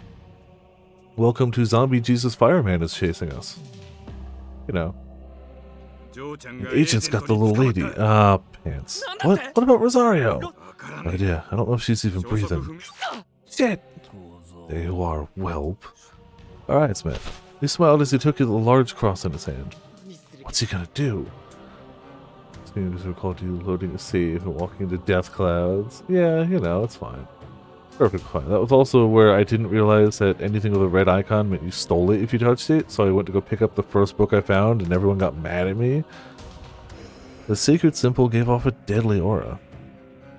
Felt like I was looking at an emissary from hell. Hair stood up all over my body. The next moment, he was running straight at me. His feet pounded the burning ground at blistering speed. He was way too fast to dodge. In spite of his huge cross and withered legs, he was running way faster than he had been at the egg tower. He was in front of me in seconds. He raised the burning cross like it weighed nothing at all, and slammed it into my stomach. This might be a bad ending. Its impact sent me flying backwards several meters. I landed hard on my back. My stomach was burning where he'd hit me with the cross, but I didn't even have the strength to put the fire out. David looked down at me. Half of his face was charred. His left eye socket was empty, but his right eye still brimmed with rapture. I'll be seeing you in hell. He lifted the cross. And the moment it collided with my head, my consciousness blinked out forever. Yep, bad end, I imagine. Conclusion number 11. Fighting without knowing the true power of a sacrament is too risky. Loading and preparing properly should lead to a favorable outcome.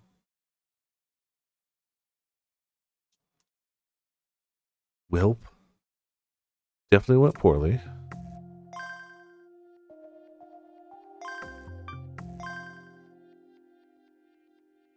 I feel like we can load this one. Oh, that's the wrong one to load.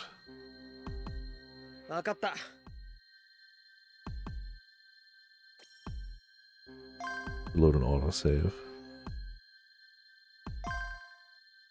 I don't know whether this will be too far in. It's just funny because he saves right here.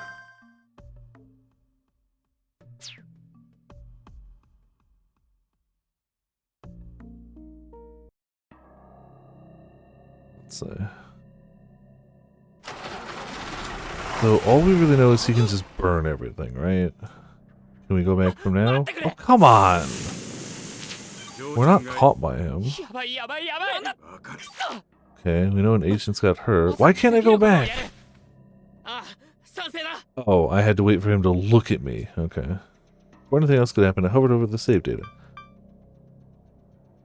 I feel like we should go earlier than that.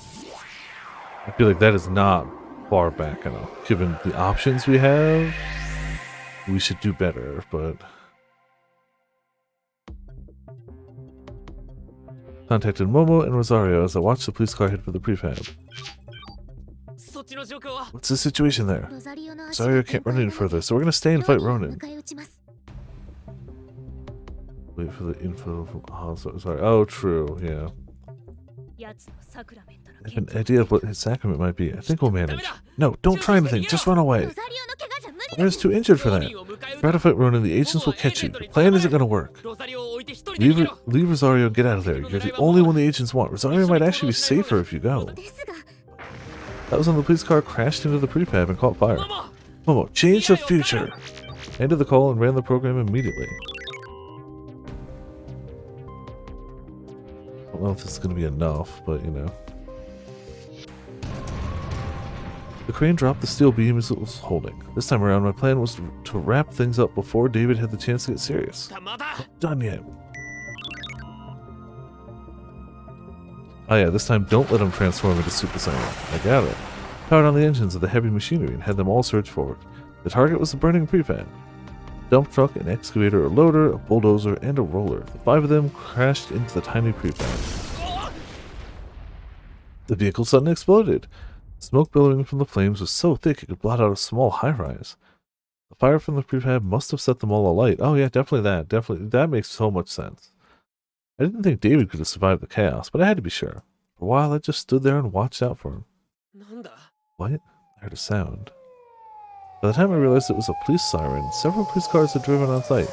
They stopped near me, and out of them stepped... Shit, it's Foreign Affairs! It looked like the people who arrested Bambi had called their peeps. At the moment, both the Holy Office 513 and the TMPD were our enemies. That meant taking David down wouldn't be the end of this. The countdown to the suicides was getting closer and closer to 0, but it didn't look like glad going to the egg tower was an option.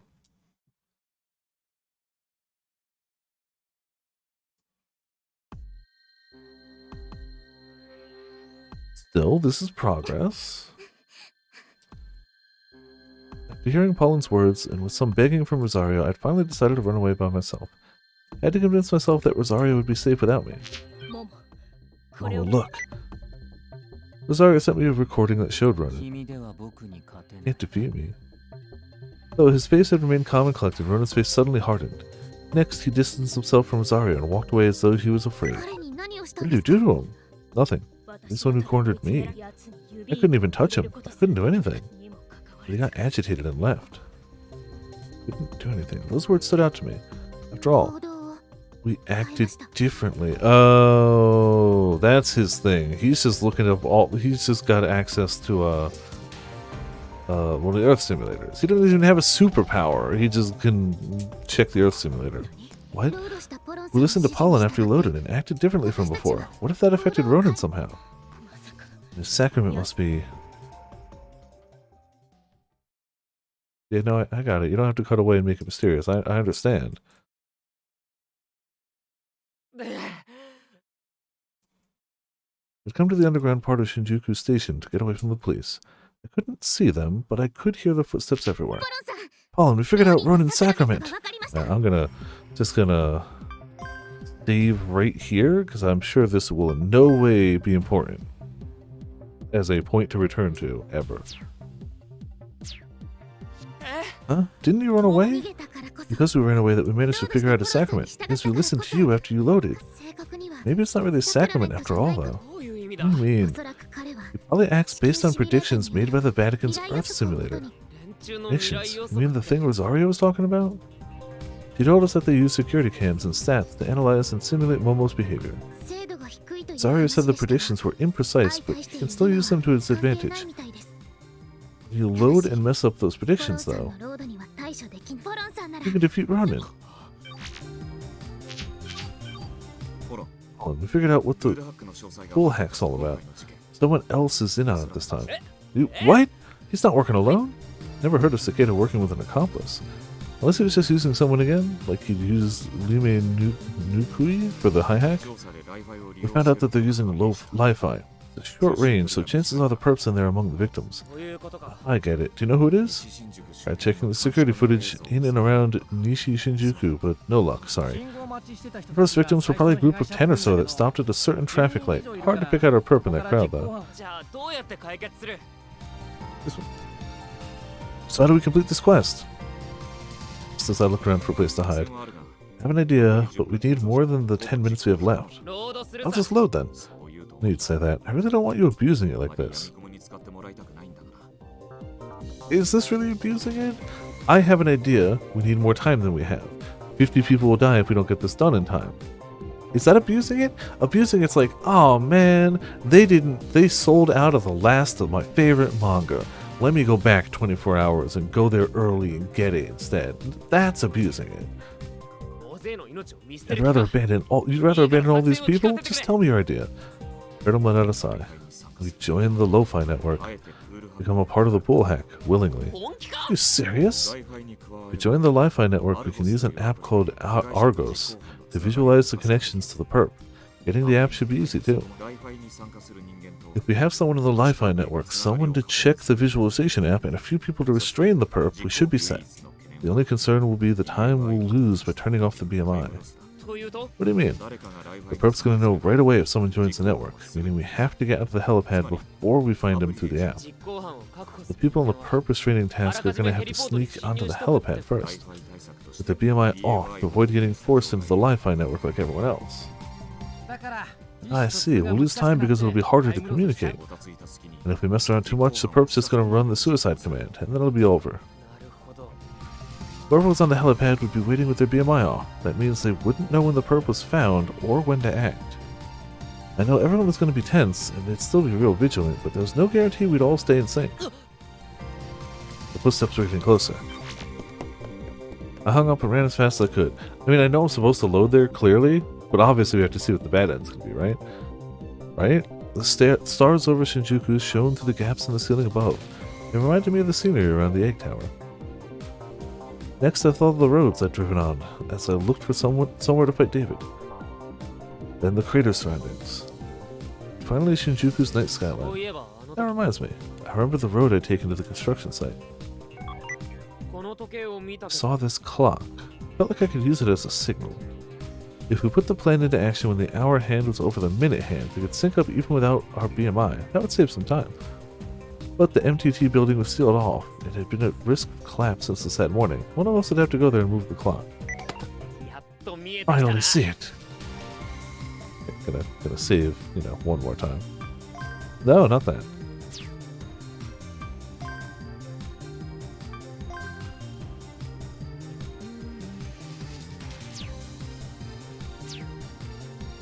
The agents, the second pull hack. I thought they were all massive problems we'd struggle to sort out. But the situation had changed. My friends had turned it all around. We had about 10 minutes left until the countdown ended. Multiple incidents reported in Shinjuku. TMPD considers blockade. What can we do now? How can we solve all these problems? I had to think. Which path would lead us to victory? Not getting shot. Huh? I heard a gunshot and felt a pain in my gut. Looking down, I realized I was bleeding from the pit of my stomach.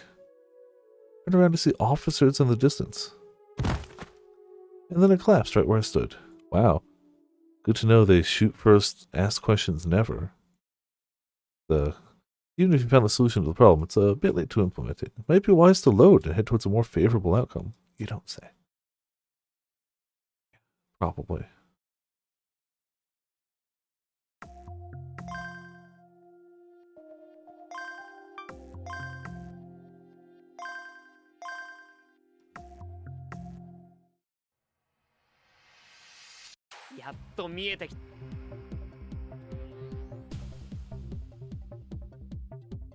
Alright. Cool. You read my mind. Things went pretty well this time around, but a lot of lives are on the line here. I need to bet it all on acing the next load. This time I'm going to do everything perfectly. Are you now? Ah, you always return to 7 Cup.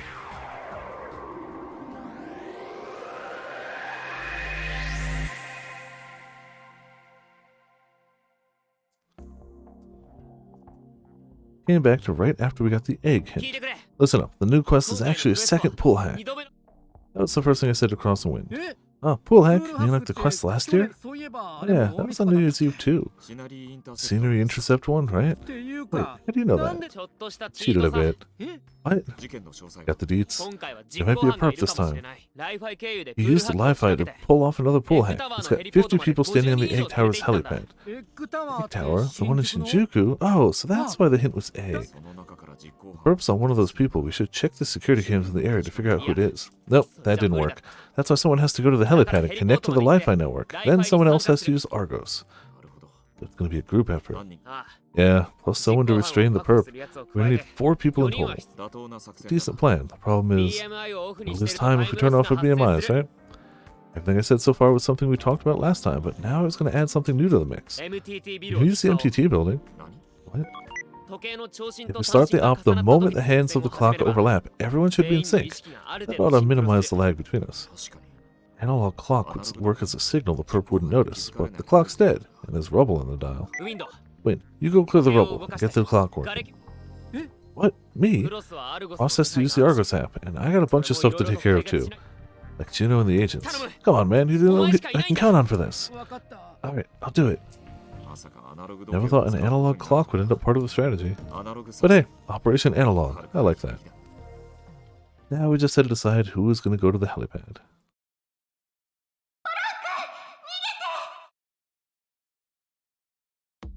Oh yeah, the CCO. Ah, so I need your help. Told him about the TMPD cooperating with the Holy Office 513. I'm going to talk to some big shot, like the Superintendent General, and get him to scrap their arrangement with the Holy Office. It's getting too much of me here, kid. I know it won't be easy, but people's lives are in danger. Try and work something out for me, will you? I hung up on Oz, then got in touch with Momo and Rosario. Forget about Juno's code and come to the egg tower. Huh? Did something happen? Agent's coming after you. His name's Ronin. Ronan's coming. Yeah, but we can handle it. That's why I want you to meet up with me and help out. Alright, we'll be there soon. Didn't mention that Ken Korihisha might be dead. That was important, but lives are at stake right now. We had to complete the quest first. Yeah, worry about things that'll distract people later. Got a lot of time on the counter. Wind and I rode together until we had to split up. He went to the MTT building while I went to the egg tower. I was here earlier than late last time. There were some officers around, but no media people or curious onlookers. Momo left out of the car Rosario was driving, then ran up to me. Rosario joined her moments later. We're gonna beat the agents. Gonna head underground. We're gonna let Neo take care of it, obviously. We're gonna head underground and sneak into the egg tower. We can ambush them? Yeah. But before that, we're gonna take Juno down. What? She was waiting at the entrance just like last time. What are you two doing here? What about my code? Weren't you going to prove your love for Ken? Found something more important. You failure. So you're not even cut out to be a stalker. You've no right to participate in this quest. You no right to participate. Oh my, never heard such trash speak its mind before. Wow. Done talking, Juno? Sorry, time you took off. Excuse me? We're taking you down, and we're completing the quest. Can't do that? Where's all this confidence coming from? Quantum teleportation. Know all your tricks? Did. The moment she spoke, I activated my barrier block. It disappeared. Momo and Rosario looked around, searching for Juno. Without moving an inch, I waited for the right moment. Felt something touch my shoulder. But the scenery didn't change at all. I spun around and reached for her carrier node. She twisted her body and evaded me. Then, Momo darted behind Juno and snatched her carrier node. You taking that? No, what a sick joke are you playing? This is not supposed to happen, you fucking Berman! Jeez. Juno's eyes seemed to change color as she charged at Momo. Yeah, see, without your Zolworldo, we have gun. Not so fast. Rosario smashed her with a roundhouse kick. Yeah. Like, your main power is you're crazy good at hacking, and you can teleport. But with those disabled, you're just an overconfident person with an umbrella, which I'm just now realizing is probably how she communicates with the satellite, but, you know, that's fine. Juno's body flew through the air and collided with one of the entrance pillars. She slid down it and collapsed on the floor. Damn, one kick. She was completely still and her face pale. Did you kill her? No, just knocked her out. Seeing an agent of the church showing off her skills actually kind of scared me. Colin, are you sure that using Nono's gadget was the right idea? We still have mine, but weren't they meant to stop the agents? Gadgets don't really work on the agents, which figures. Don't worry though, I already have an idea of how to beat them. You got two agents heading your way. You won't believe this, but one of them's David, right? The guy who's supposed to be dead? Plan. You just keep working with the TMPD, okay? Finally see it. Okay.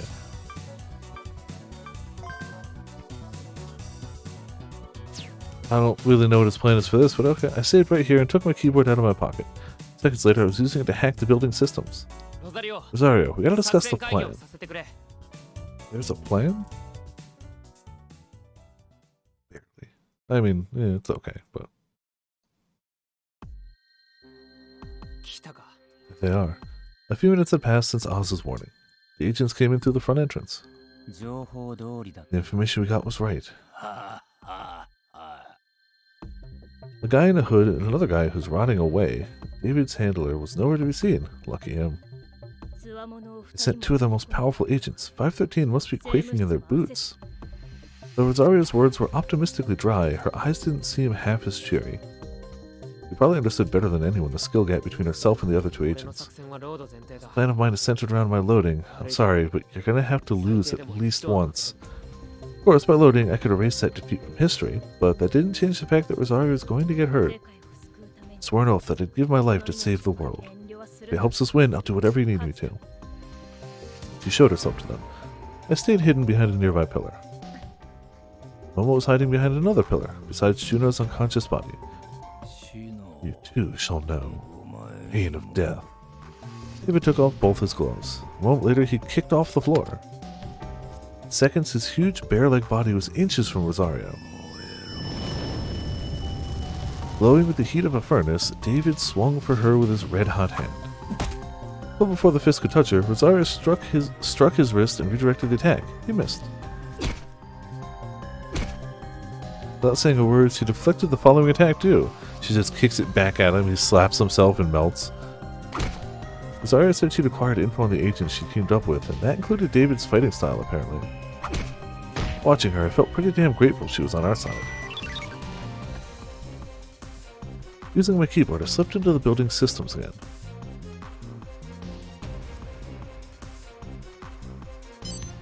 As soon as I could, I turned off the entrance lights. The surroundings were instantly covered in darkness. A little light coming from the door, but it wasn't enough to see anyone else. Rosario, now! I'd only given her one order. Attack Ronin when the lights go out. I heard the crack of a gunshot. Someone collapsed and I turned the lights back on. Momo gasped. She was looking at Rosario, who lay on the ground. There was a hole in her head. That's... what? The light had faded from her eyes, but they were still fixed on her target. Agent Ronin. Not even as he... oh, as he lowered his gun, did Ronin's expression change. Gotcha. That's a CG, yeah. He was the one that shot Rosario in the darkness. Momo knew the plan, but her heart ached seeing Rosario like this. Felt the same. It's our turn. Oh, okay, they're doing it automatically. I didn't even hit the button. I opened the load screen and made ready to flee this reality.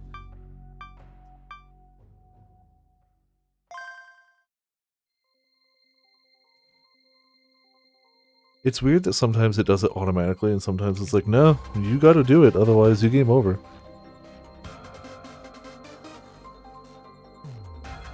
Her allies hiding behind the pillars, Rosario stood ready to protect them from the agents. David took off both his gloves, kicked off the ground. Fist towards Rosario at an inhuman speed and threw a punch with his superheated fist. Onslaught was brutal, but Rosario countered every one of his attacks. As the battle raged on, Pollen, still hidden, hacked the building and switched out the lights. Tense sounds echoed through the dark.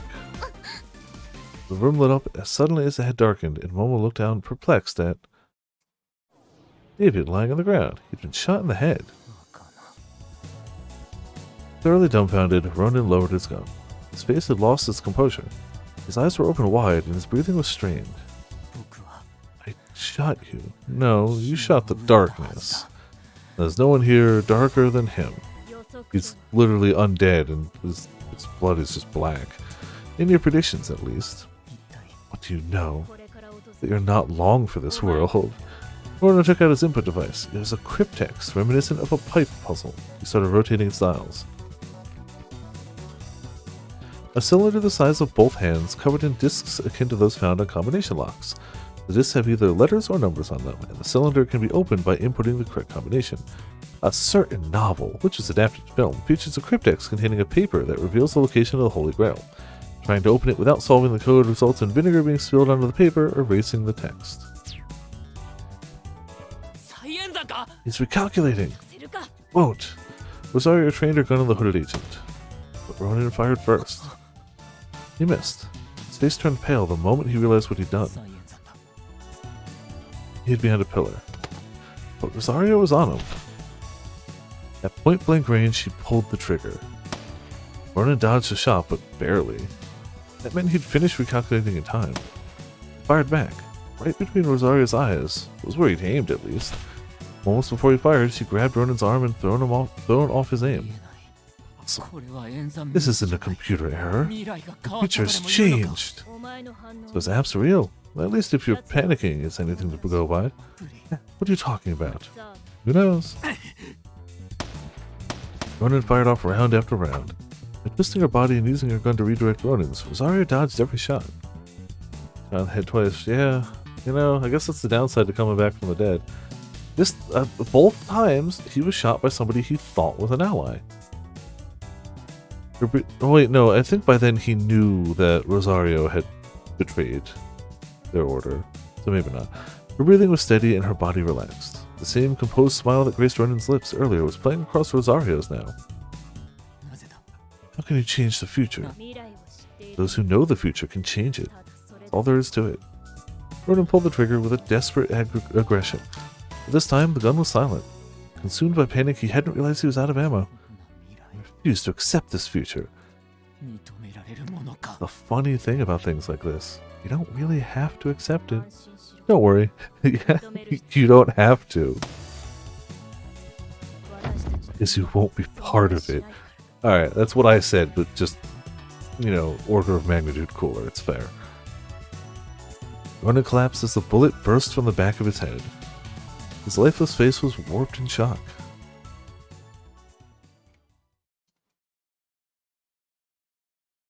Well, we came out of that one, but we still have some other issues. The Superintendent General, Secretary General Nimura, and the Superintendent Vice General sat in the office. Sitting on a couch, the Secretary General listed to the Superintendent General's progress report of the TMPD 513 joint mission. Or listen to it. Wait, lower-ranked officers aren't allowed to. The office door swung open. The one who barged in without permission was Kaoru Samizu. Who are you? We're discussing an important matter with Secretary General Nomura. Wait, you're from the Cybercrimes Division. Chief Samizu. I apologize for the intrusion, but I want you to put your conversation on hold and look over these documents. You don't have time for that. Get him out of here. Put away, sir. Before the Superintendent General could approach him, Kaoru sent some data to their tablets to his BMI. These are communication logs. They're between Secretary General Nomura and the Holy Office 513. As you can see, he used the Holy Office for his own gain. Corrupt police officers. No. I refuse to believe that such a thing could happen, let alone in the higher ranks of the police hierarchy. That has never, will never, it's impossible that any officer of the law could be corrupted and not be looking out for everyone's best interest, you know. What? At least here it seems to be sparking a scandal as opposed to, you know, here it would be like, yeah. House had acquired most of the documents during this investigation at the Gaia Institution. Always got objected.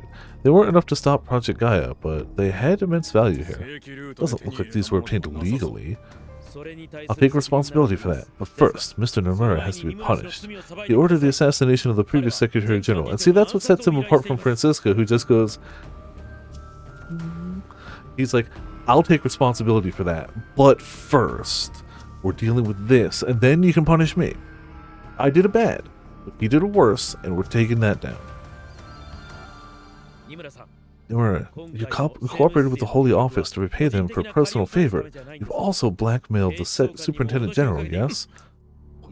Baseless nonsense. If the police won't punish you, perhaps society will. What if I leak this information to the public? You wouldn't. Why the hell wouldn't I?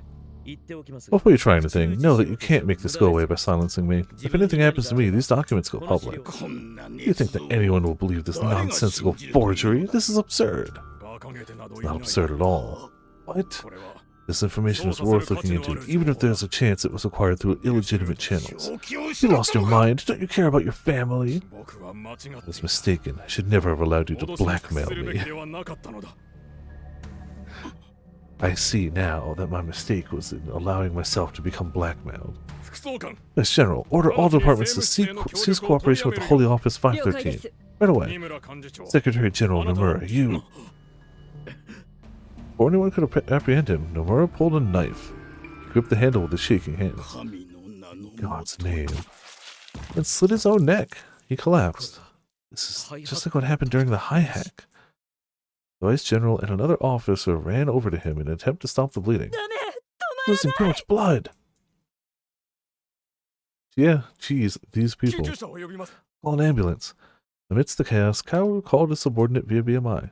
Agreement with the Holy Office is dissolved. Return to the quest immediately.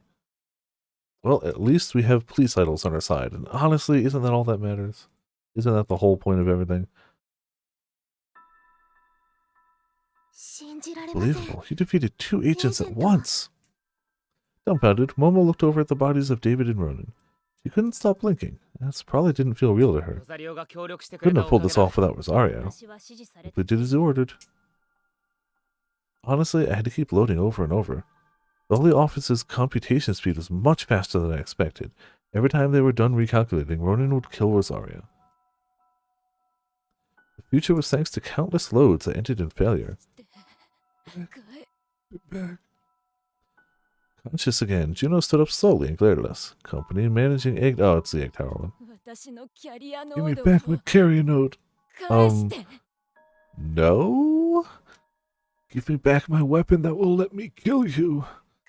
I need to complete the quest. I'll die if I don't. I'll kill you and then off myself too. Yeah, you in what quantum teleportation? Juno shrieked as lunged from my neck, her expression twisting her face until she looked like a witch from some fairy tale. Generally speaking, the translation for this has been really good, but there's definitely just little grammatical quirks. But to be fair, I don't think I've played a single translated game that hasn't had at least the occasional little one. And if I can get through the side quest in Tales of Arise, as well as the side quest in Rise of 3, it's kind of just fine. Like, I notice it, because every now and again I'm like, wait, I stumbled that. It's like, no, I read it right. It was just wrong. Yes, reading it, like, honestly, I might not even notice it if I was just reading it to myself. But reading it out loud really cements it. Yeah, honestly, you normally just pass it by, as would I. Did I actually read that? Shrieked as lunch from her neck, her expression twisting her face until she looked like a witch from some fairy tale. Before she could do that, I grabbed her arms and stopped her. Don't worry, I'm fine. I'll kill you, and myself. Kent Korihisha is dead, isn't he? Her arms slackened. What do you mean? You made it to the coordinates? You could say that. When I asked if you were Cicada's little sister, you didn't deny it. Kent Korihisha is dead, but he's Cicada too. There's something going on behind the scenes, right? Yuno didn't respond. Her silence was the answer I needed. If Cicada wants a highly intelligent individual, he's going to get one. Yuno walked away from me and dropped to the ground. And look at me, dear brother. Acknowledge me. The #1 spot is safe with me. I'll prove myself worthy of your attention, of your recognition. And when you look at me and acknowledge me, I'll kill myself right before your eyes. That way I'll stay in your mind forever. Never be apart again. Wow!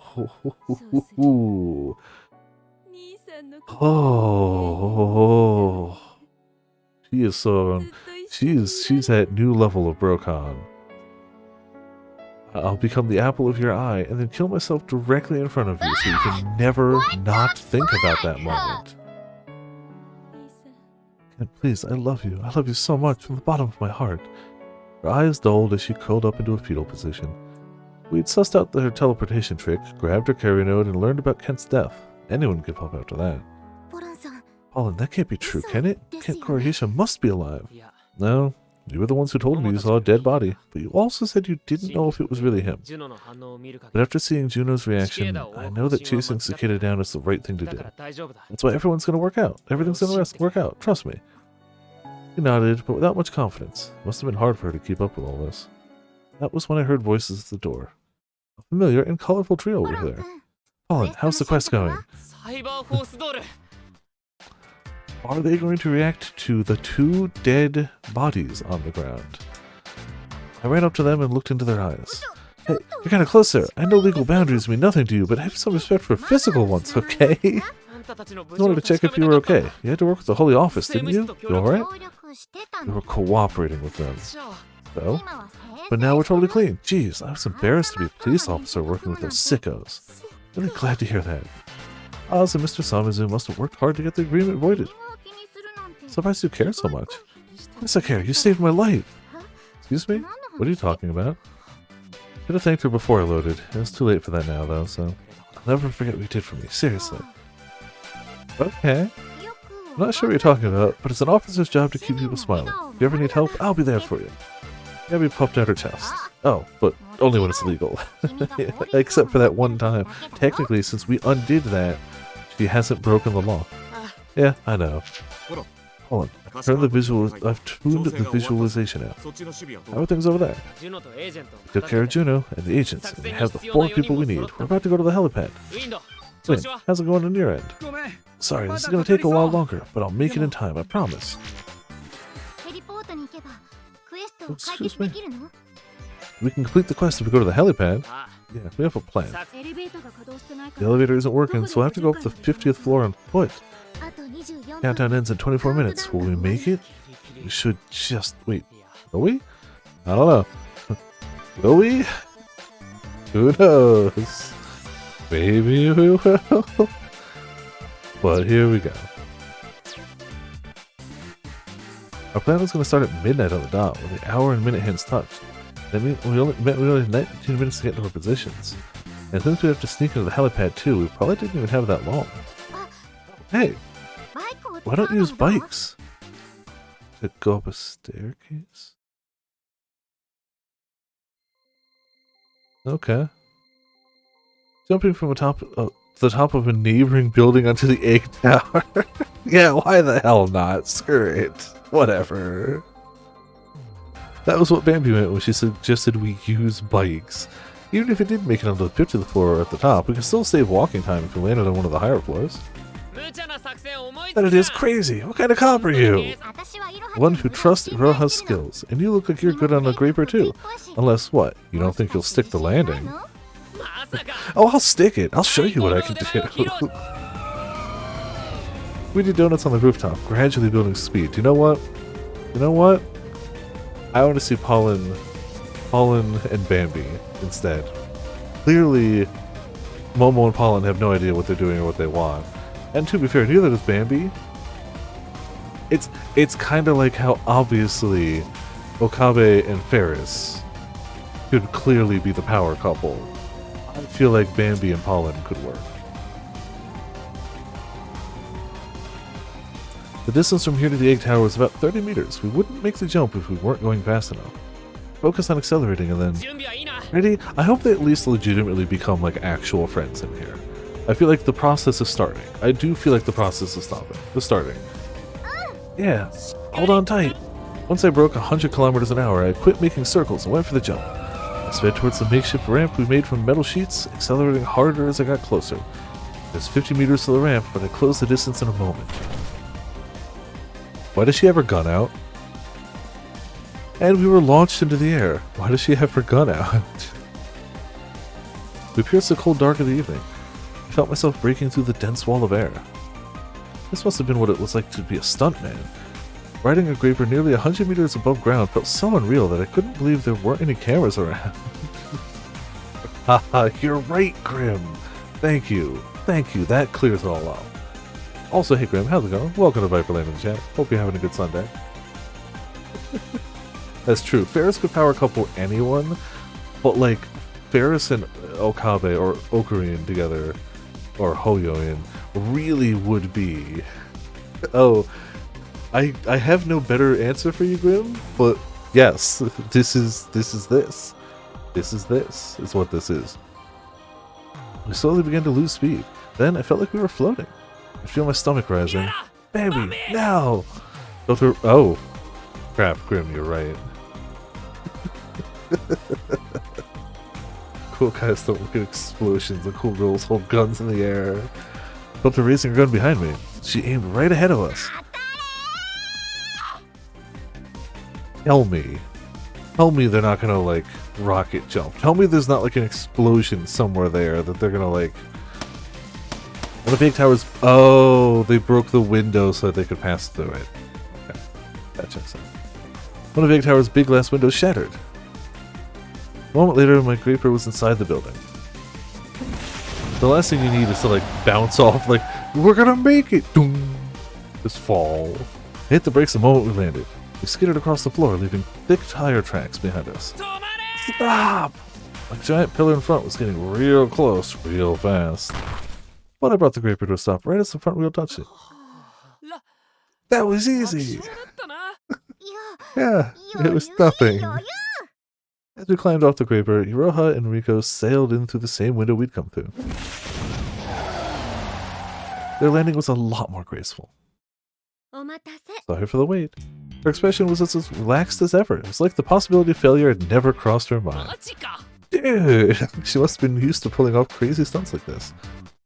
Anyway, now that we made it inside to the 31st floor of the Egg Tower, we could finish our climb to the helipad on foot. Perfectly normal way to skip climbing some stairs. Oh, speaking of climbing a little ways. Do it, Windy. Ah, yes, virtual girlfriend. Yeah. Windy had made it to the 25th floor and turned on the analog clock. His next task was removing the rubble, which meant climbing to an outside ladder. On his belt was a small electric hammer he'd bought at an electronics store right before closing time. He needed a tool for the job. Strong winds blowing from the Shinjuku crater battered him. Come on, why'd the wind have to pick up now? I'm no good at this kind of thing. Yes, I think he's winded. Yeah. Clung to the ladder and waited for the air to calm. Alright. He continued his climb when it seemed safe. The moment he did, the rung he stepped on shattered and his body swung sideways. He kept himself from falling, but the electric hammer on his belt detached and fell to the bottom of the ladder. There were 7 minutes left until the plan began. Wind clambered back down to retrieve his hammer.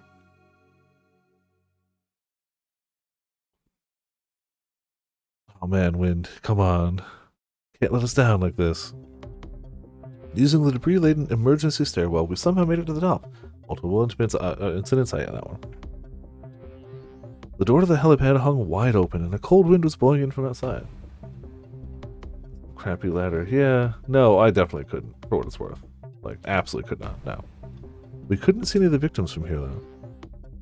We had 4 minutes left before it was time to put our plan into action. I told them all about Operation Analog on the way, but since we had the time, I figured I'd run it by them again. Let's go through this one last time. Okay.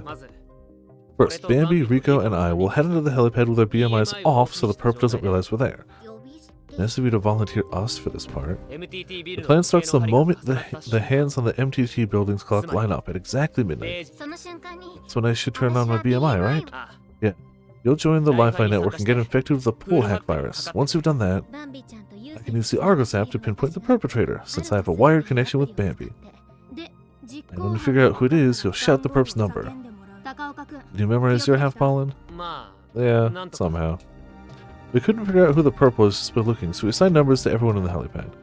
I couldn't remember all the numbers myself, so I split them with Rico. I memorized the numbers of the 27 people on the left side of the helipad, she got the rest. Alright, take this sealing device. Bambi handed me something that looked like an earmuff. When you put this over an ear with a carry node attached, it forces the person's BMI to shut down. Once someone has it on, they can't take it off either, so there's no way they'll be able to restart the pool hack. The CCO's got a new toy, huh? Using this will be easier than grabbing the perp's carry node, so it should work out okay. Yeah, it'll help, I owe you. Yeah, no, that's too... nope. How's it going, Wind? Wind? Called him using BMI, but he didn't respond. Did something happen? No time. Let's start the plan. Yeah, alright. I mean, for now, all I could do was trust Wind and go through with Operation Analog. I'll have to deal with any hiccups when that happened. I could also, save. We're gonna run out of saves. We're absolutely gonna have to start looping back. Turned off my BMI and stepped out into the helipad with Bambi and Rico.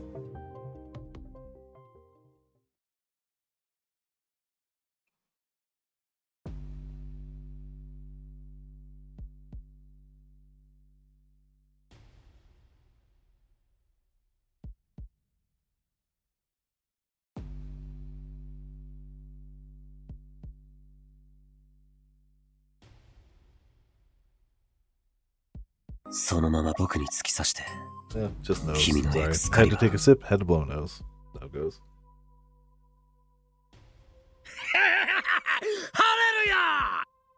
That man. The helipad looked just like a head on the news. 56 victims standing around, absent-mindedly looking towards the Shinjuku crater. Even from the side, I could tell their faces were blank, and they weren't actually seeing anything. The three of us crouched, hiding behind the victims, so the perp wouldn't see us. We looked across at the MTT building through their legs. The analog clock was working! Happy, David. Yes, happily murdering people. Ah, yes, booty. Every now and again. The hour and minute hands began moving to the correct position, and stopped at 23:59. I mean, they actually did it! I couldn't see Bambi or Rico from here, but they must have noticed it too. In silence, we watched as the clock hands met. That was when... 17! I heard a voice coming from the other side of the open door, outside Wi-Fi range. That was one of my numbers. 17 was standing on the other side of the crowd, near the edge of the helipad. Looked to his position and saw a man looking around, startled by the sound of Hiroha's voice. That had to be him. Zigzagging between the victims, I dashed towards him as fast as I could. His carry node was on his right ear. I took out the ceiling device and slapped it onto his ear. Shit, what is this? I noticed the light returning to people's eyes. Bambi, who was standing at the back, started blinking too. She looked at me. We did it! Awesome! We stopped the pool hack. You motherfucker! The perp glared at me and punched me square in the jaw. I staggered backwards. You know, every now and again, hackers can throw hands. Just because they're hackers doesn't mean they're not gonna punch you in the freaking face. Found my footing after a few steps, but... Huh?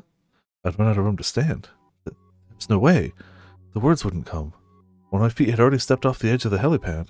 The other followed right after.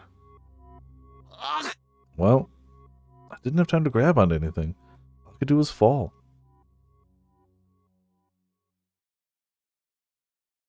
Bad end, or... Huh?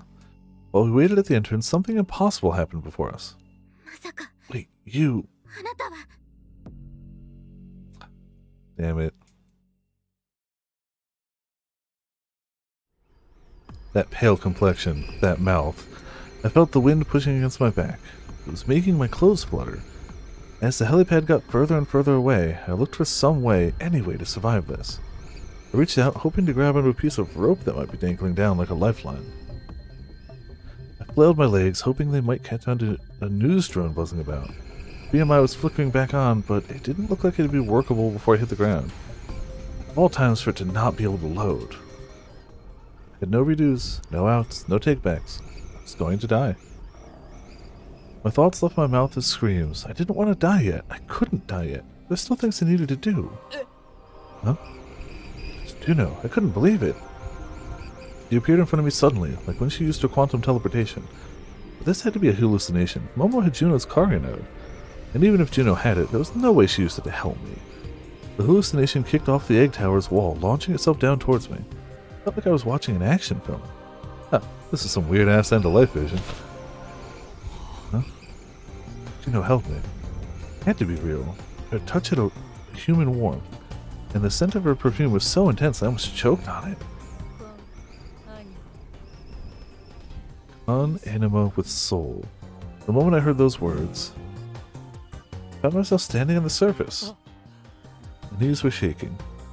A struggle to stay standing. That was when my BMI finished booting. Are you okay? Did you fall off the helipad? Yeah, but Juno helped me. So you fall off on the live broadcast. Takoko, you good, bud? Polly, are you alive? Hey, Polly! Well, we can still contact you, so I guess you're alright. Man, that's the problem with having like 4 characters that all have the exact same complexion and mouth as him. It's like, is it him? Is it the guy with the longer hair from the other organization? Police guy has it too? Yeah, like, it narrows it down. And to be fair, they could be a new person, but the fact that they didn't show the whole face to me implies it could be someone we know. I mean, Momo knows them, but Momo knows more people than we, the player, know. Chris Angel, yeah, that guy, huh?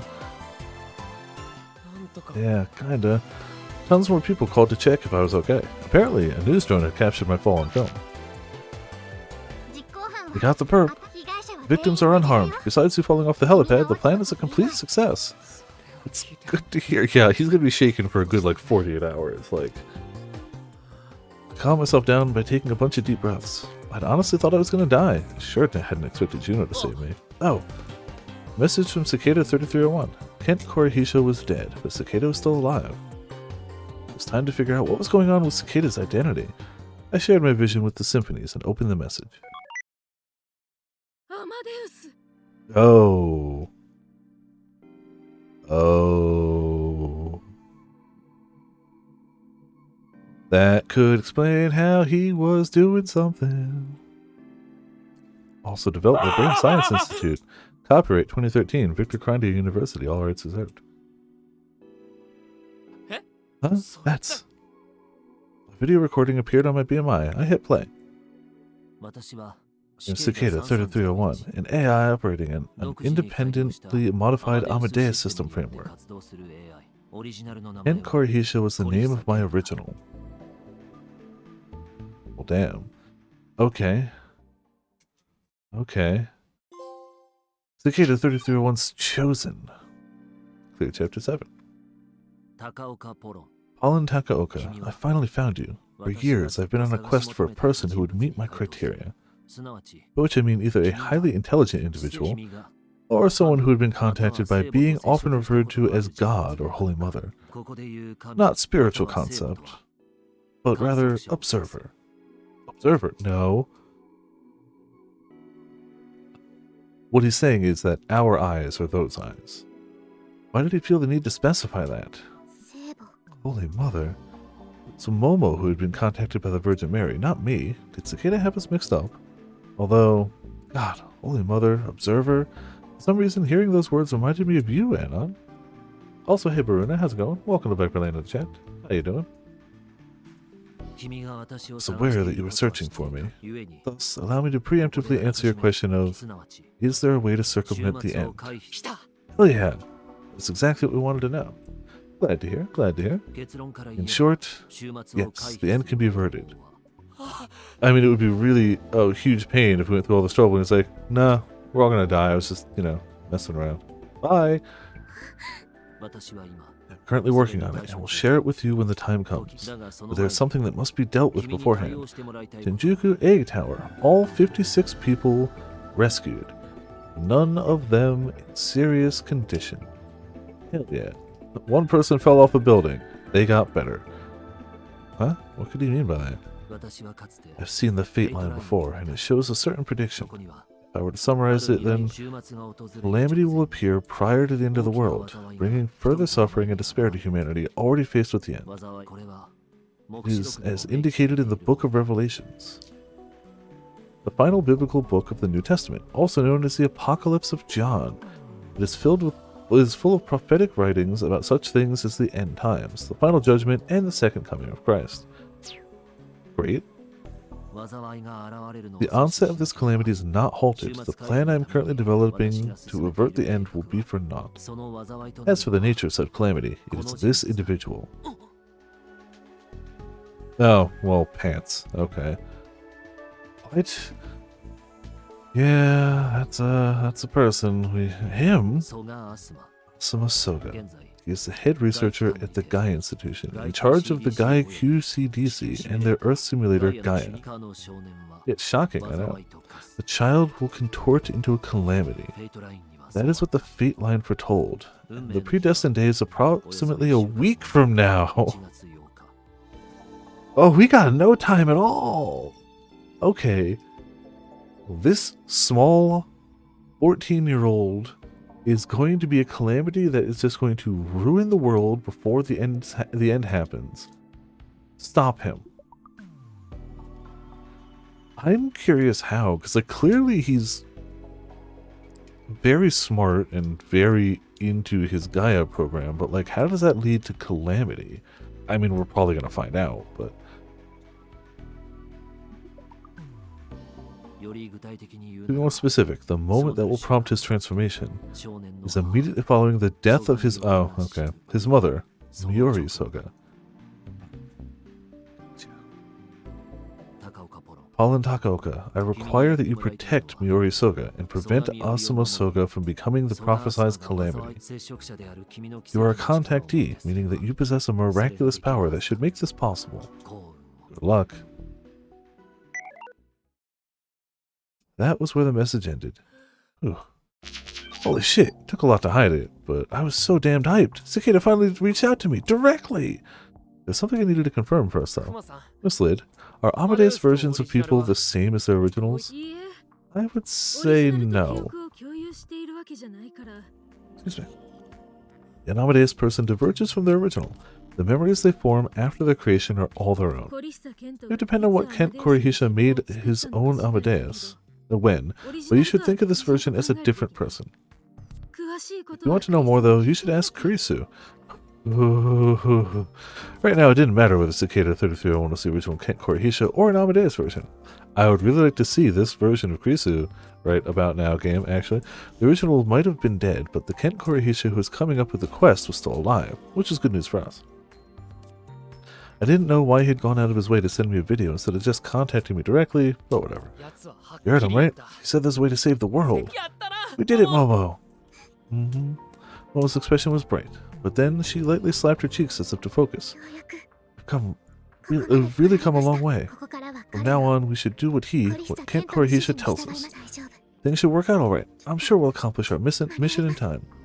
Kinda sounded like she was trying to convince herself. So I said, hell yeah, we will. As he did. Hearing the resolve in Momo's words, I nodded. And saved.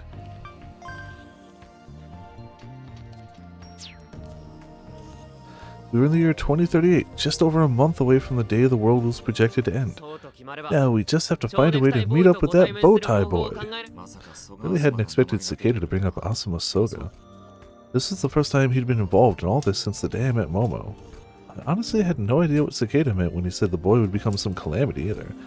Now that we had a clear goal, we were hyped to get started. I have no doubt that we will probably hit a bad ending first, where we find out there was someone I had to talk to before meeting up with Momo and Rosario. The quantum teleporter who'd saved my ass was standing some distance from me, looking completely uninterested. When our eyes met, she let out a sigh and shrugged. You're done talking to Kent? Yeah. Stepping closer to her, I almost winced. Her perfume was too strong. Cicada was an Amadeus, but you knew that all along, huh? Of course, what about it? I wish she'd gone out of her way to show Momo the original Kent's corpse. I wish she hadn't. That was in bad taste. Then again, my loading meant that had never actually happened, so whatever. Thanks for the help. You showing up to save me wasn't something I saw coming. Don't mention it, but bear in mind, it wasn't for your benefits. Don't push your luck. Reasonable. Reasonable. Jeez. It was Kent. He told me to save you. It's the first time he asked anything of me. The first time ever. Couldn't ignore him, could I? That request was how I knew he actually acknowledges me. That said, I do despise the nature of it. Having to save you is almost too much to bear. I'm sure it feels wonderful to be his favorite. The last sentence was dripping with contempt. What's going on with your family anyway? How come you can use quantum teleportation? That's not normal. Check out the breaking news. Finally have a new #1 ranker. I wonder who the #1 is.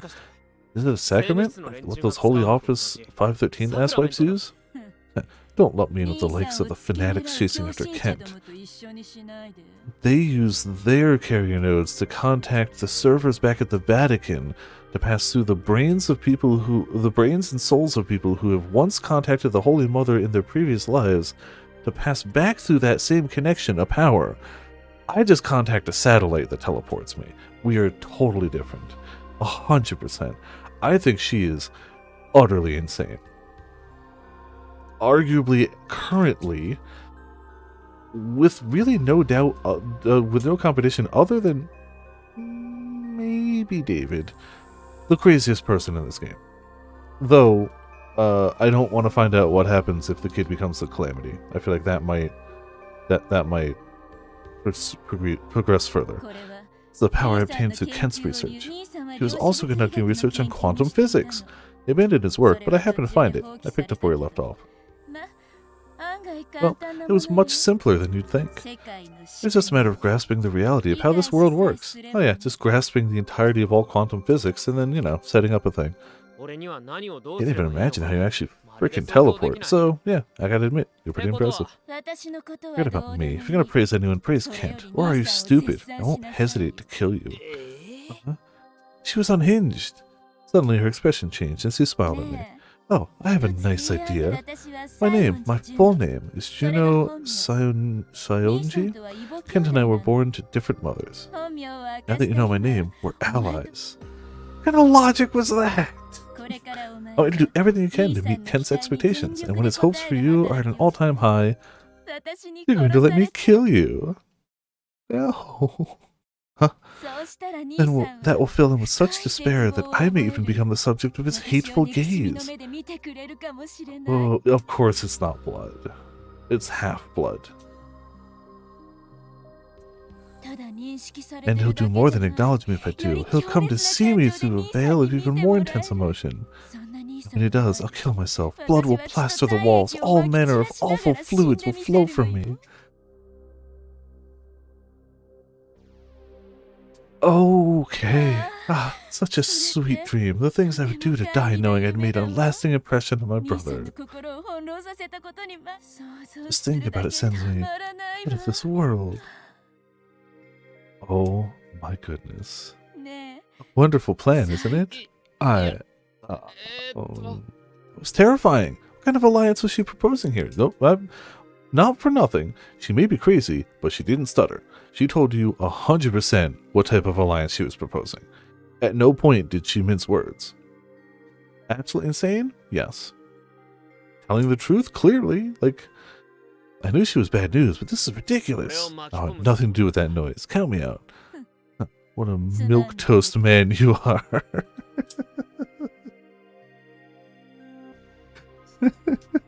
Milquetoast? Was that really the word for it? In that case, don't involve yourself with Kent any longer either. You're a nuisance. But he asked me to do something. Is that not how you pronounce it? I mean, it's clearly not English, but I've just heard people called milquetoast before and I just ran with it. So we're going to run with it now. I am always at a roughly 50% assumption that I'm pronouncing anything wrong. Just anything wrong. So, and that's even English, let alone non-English things. Oh, is that so? Kent already asked you to do something. What was it?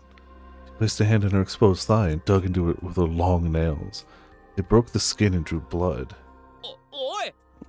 Hey, what was it? What manner of nonsense? Oh, I'm so jealous I think I'm gonna lose it. I see. So you're stealing him. You're gonna steal Kent from me. I won't let you have him. Never. I refuse. You homewrecker. No. No. I hate it. I hate it all. What? Did she just slap me? Yes. Oh, yeah! Hey, glanced up to scowl at her. But she was already gone. She'd vanished in an instant. Only the faint smell of perfume lingered. What the hell? Talk about a one-sided conversation. Like brother, like sister. I hope not. The woman was absolutely deranged. Huh? Call from Juno's Sayonji. Hey, you! I shall involve myself in whatever Kent has asked you to do. You have no right to refuse me. Well, let you have him all to yourself. If you do anything without me, I'll kill you, and then myself. I'm watching you. Every single second. I'll see everything you do. Pain in the ass. But she could be a big help. Ross's life isn't on the line, so he's like, well, she could help us. Really? I seriously don't want to get involved with her any further. She's got those stalker vibes.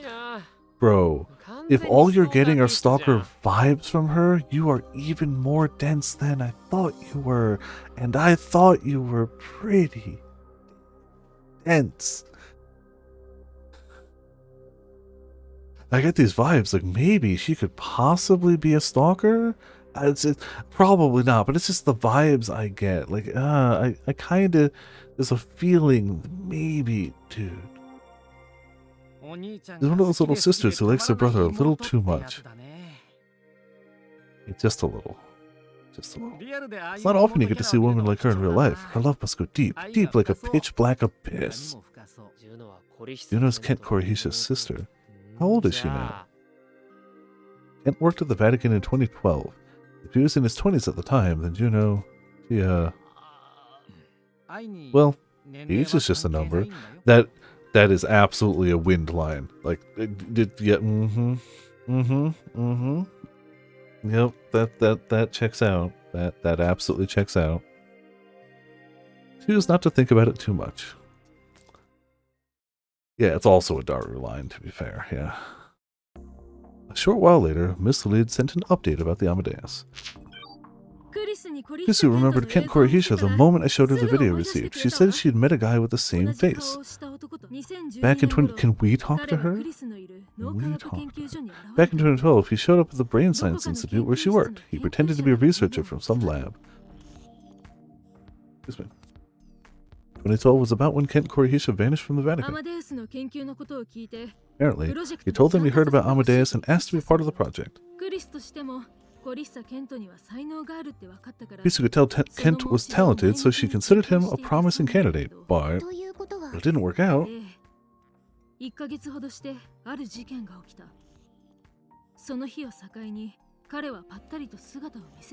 Right. About a month after that, there was an incident, after which he simply stopped coming to the lab. Incident? The Amadeus server was hacked into by an unidentified party. Almost like he got what he needed and then hacked it out of the system. Even now, after more than 20 years, nobody knows who the hacker was.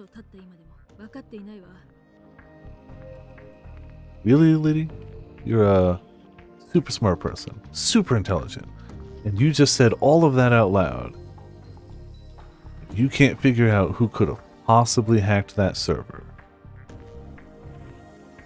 After knowing that Cicada, and Korehisha, has done such crazy hacking things in the past several weeks as hack all the major banks of the world. Definitive deals reached with the writers.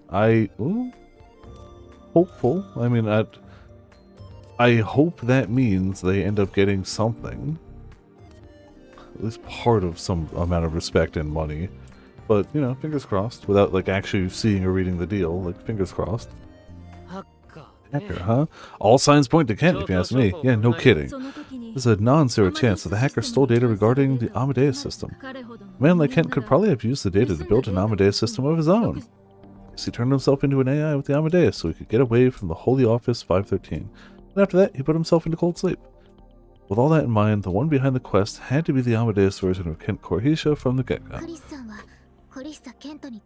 Did Kisu say anything else about him? Also, did she send a picture of, like, what she looks like now? Any update on her life, well-being, times, how things are going? Anything? Well, she said Kent looked like he was in constant fear. He was so conscious of people's gazes that it seemed pathological. So his big worry was whose eyes are those? When she first met him, she thought he was plenty suspicious. Oh, she was really mad about the Amadeus system's security breach, too.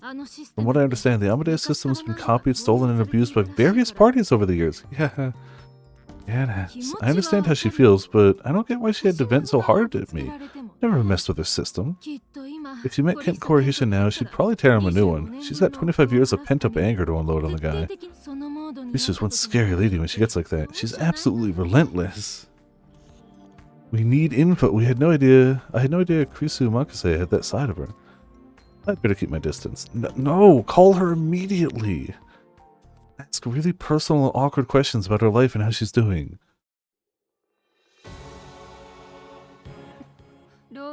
Both Ronin and David had fallen. After hearing about what happened to the two deliberators, Belino Arcana fell to her knees where she stood. She moved as if overcome with grief. Lord, I pray you forgive my transgressions. The error and judgment is mine alone. Everybody else's, whose it could be, is already dead. She held her hands in prayer as if to repent, and whispered as she gazed through the emptiness. Kent and Lucia, they were once our Lord's servants. They were ones we believed to be of his blessing. In spite of that, the two now plot to rebel against fate. Believe that to protect the fate line, we were to judge the two of them in the name of our Lord. But I see now that they were mere distractions, and never the true deceivers. It was Pollen Takaoka, that loathsome snake that has thwarted our mission at every turn. If he is among the contactees, then he will no doubt constitute the greatest threat to the proponents of the end. So what they're saying is that he's also been contacted by God, and God has given him this power, save and reload. The same God that they're convinced wants the world to end seems to also be actively acting to make sure the world doesn't end. But I'm sure they probably just see that as like the challenge laid before them. Thus, there's but one thing to be done.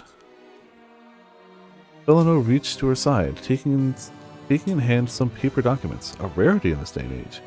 On the first page was a photo of a certain person. Reel in the ordained fate. We will make certain the Lord's wrath be poured from his vial onto this land. Cool. Well, goody. We have breaking news. In 2029, an international agreement banned the development of quantum computer-based Earth simulation systems. But today, Yomikai Online News has revealed that the government and the Ministry of Defense have been developing such a simulator in secret. No kidding. They also added that the key member of its development is a boy only 14 years of age. They also know that this boy is the one who hacked into the Earth simulator last year, while it was still deactivated. Multiple politicians have since questioned the ethics of the simulator, and even voiced concerns for the security of state secrets. We're currently investigating the situation to confirm the veracity of the claims, so we prefer not to comment on it. Does he have an attorney's badge? Can he show it to us? Like, nice and up close? So we can be like, yeah, it's an attorney's badge, thanks. We've seen. They may answer to me, but the Ministry of Defense employs 300 people, and it is impossible for me to know what each of them is doing. Again, we're trying to confirm this. The crowd is gathered in front of the Prime Minister's residence to protest the top-secret development of the Earth simulator. I love the concept of like, wow, we all agreed not to develop this thing, but we all were secretly developing it. There's like 30 people outside saying we shouldn't. That'll stop us.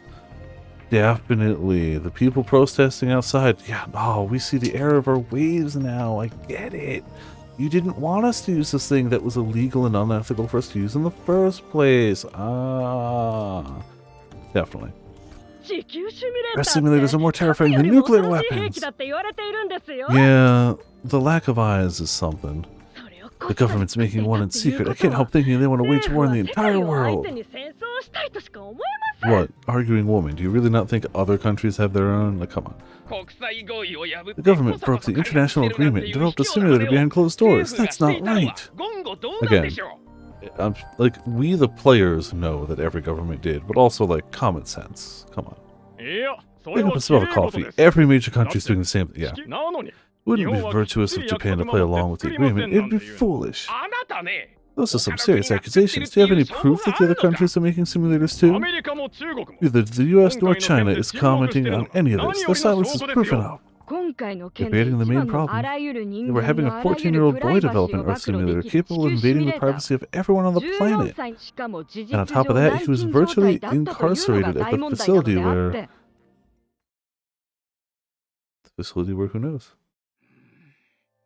Oz was in his office, watching the news projected onto the wall. Tonight, every news program and social media site was filled with talk of the Gaia institution, the Earth simulator, Gaia, and Asuma Soga himself. A certain news organization had blown the lid off of all of them. They'd refrained from revealing Asuma's name, but he was quickly doxxed, and his full name spread all over the internet. Oz was irritated, but not because he was worried about the government or the Gaia Institution. His concern was a far more pressing one. Oz, Kaoru's here. Wow, you're actually watching news on a screen again. Just whose BMI? Shut up. Kaoru entered the office. There was obvious fatigue in his face. Must apologize. I'm late. Go to bed, Nono. No, but I don't wanna. No, San Marino. Just go to your room. Meanie. Oz watched Nono leave, then walked over to Kaoru. Seeing the news? Don't answer that. I can tell by looking at you. Yes, I'm aware of what's happening. Tell me, what the hell's happening? All this mania has come from the info that we gathered. Not just a big deal on social media sites. Mainstream media is using the scoop as a way to bash the government. Is Kaburagi the one who leaked it all? This ain't the right way to go about. Kaburagi was murdered. What? He was missing for a few days, but I just received a report that his body was found at the Yokohama dock early this morning. He was... What? I'll probably be reported tomorrow morning. Kaburagi was a passionate and just man. Oz had met him through Kaoru, and they'd spoken enough for Oz to know what Kaburagi was like. It was hard to believe that that was how he'd meet his end. The murderer hasn't been caught yet, but it's safe to assume that they were behind the leak. What do you think they're planning here? I don't know, but... What? The public hasn't been reacting well to the news at all. Honestly, I'm surprised the reaction's been so intense. Ooh, excuse me. At any rate, the government's desperately trying to de-escalate the situation. The SFG is currently guarding the Gaia Institution, but it's likely that they will receive new orders soon. Wait, they're gonna cut off the brat? Kaoru nodded. Can't believe the information we found is being used like this. With Kaburagi gone, there's nobody who can stop this now. The two fell silent. Images of the news continued playing across the wall. They showed the mass media and the public attacking the government hysterically. Fun times, as always.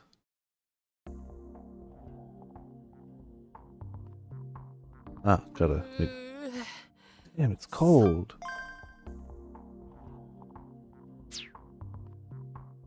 In the end, we barely made it in time. A week had passed since Cicada, Kent Korehisha, sent me his request. We hadn't been able to do anything because we didn't know where Asuma Soga's mom was. Asuma had hidden every single trace of information on Miyori Soga. Nakano Symphonies worked on it every day, but even with Wind, Oz, and the CCO helping, it took a whole week of sleuthing to get anywhere. The answer was right under our noses. We confirmed that she was being held somewhere inside the Gaia Institution. Also, hey Pots, how's it going? Welcome to Viperland in the chat. How you doing? Now that was only an hour ago. It was late, but I jumped on my Graper and came all the way. From here I could see Umi no Mori, home of the Gaia Institution. Yes? Also, hey Topaz, how's it going? Enjoy the lurk. Welcome. Goodbye. Yeah, no, nothing's happened. It's fine. Don't worry. Everything's perfectly normal. We're trying to stop the end of the world. It's fine. And we to do that, we have to prevent a 14-year-old genius from having his mom assassinated. Because if his mom is assassinated, he'll become a massive calamity that heralds the actual end of the world. So, it's fine. It's all good. That's just our current thing. We had to get inside and make sure that Asuma's mom was still alive. Our best bet was to find Asuma and ask him to help us find his mom, but we couldn't be sure he'd actually cooperate. This mission might turn out tougher than any quest. We've also been hunted by multiple members of the Vatican with superpowers, one of whom was resurrected as a zombie, faster and stronger than he was in life, and he had Shining Finger. Don't question that. This mission might turn out tougher than any quest. Rosario, did you find anything about the Holy Office's next move? The Vatican has superpowers, yes. Not just the Vatican, the secret organization of people who have prophesied that the end of the world will happen and want it to happen, who secretly control the Vatican, have superpowers. Oh, but it's okay. The way they get those superpowers is they go into a super accurate Earth simulator, that can simulate any moment of human history down to the most minute details so that you can actually like go there and look around. And they take the AI of people who have been visited by the spirit of the Holy Mother, Mother Mary. They take their brains out of the simulation and put them into some sort of device, and then they, through their AI stuff, their internet stuff, connect to the server that has those brains, and that sends a signal back to their bodies that allows them to have superpowers. That's how they get the superpowers. They take people who have seen the Holy Mother out of the system. Oh, Shining Finger as in he can melt things with his like 5,000 degree red hot hand. Actual, yeah. Only been a day. Are you sure? Rosario had mentioned that they were probably involved.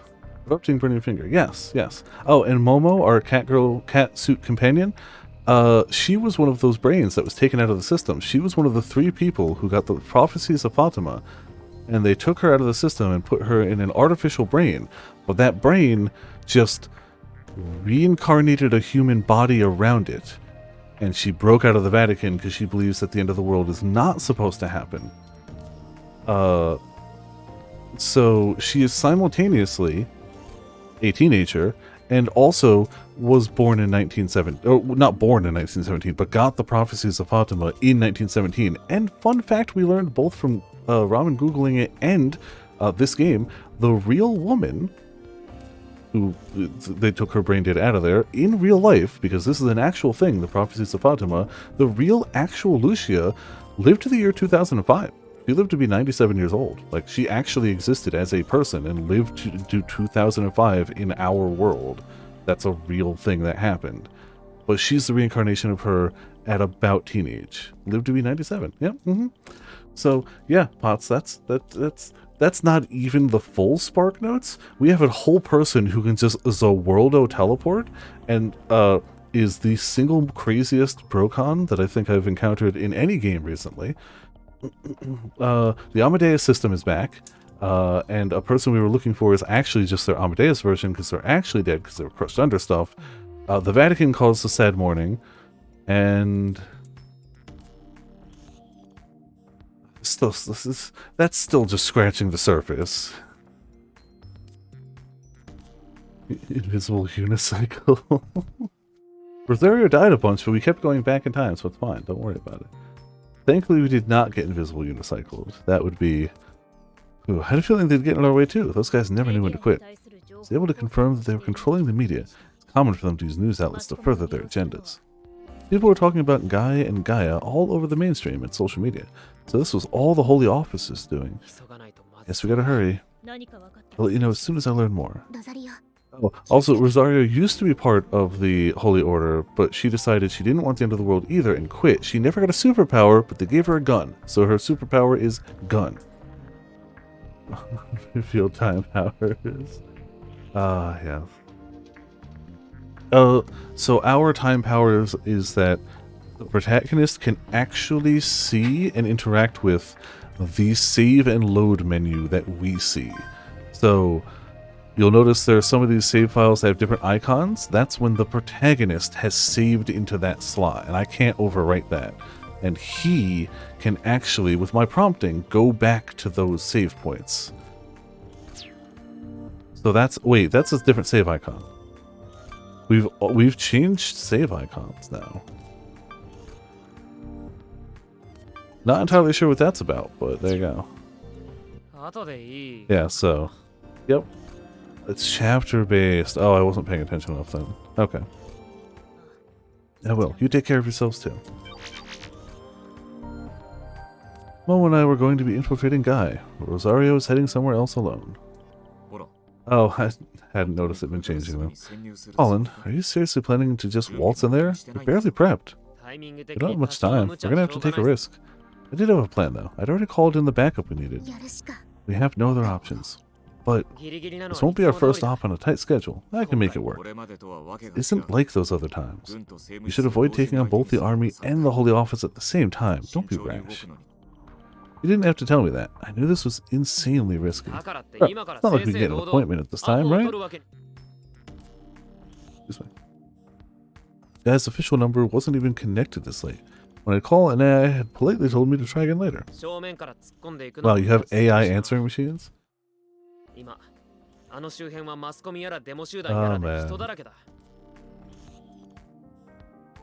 Invisible unicycle. And going through the front door would be too much of a grand entrance. The area in front's full of reporters and protesters. Even the army was stationed here. But if I tried to explain things, they'd never buy the story. Hell, they'd just end up more suspicious of us. January 8th was a little over 2 hours away. Didn't know the exact time Miori Soga would die. So for all I knew, it was the exact moment the date changed. That doesn't mean we can wuss out. We may be up against the army, but now we can even the playing field. We might even have the upper hand. Oh, she's cuckoo for Cocoa Puffs.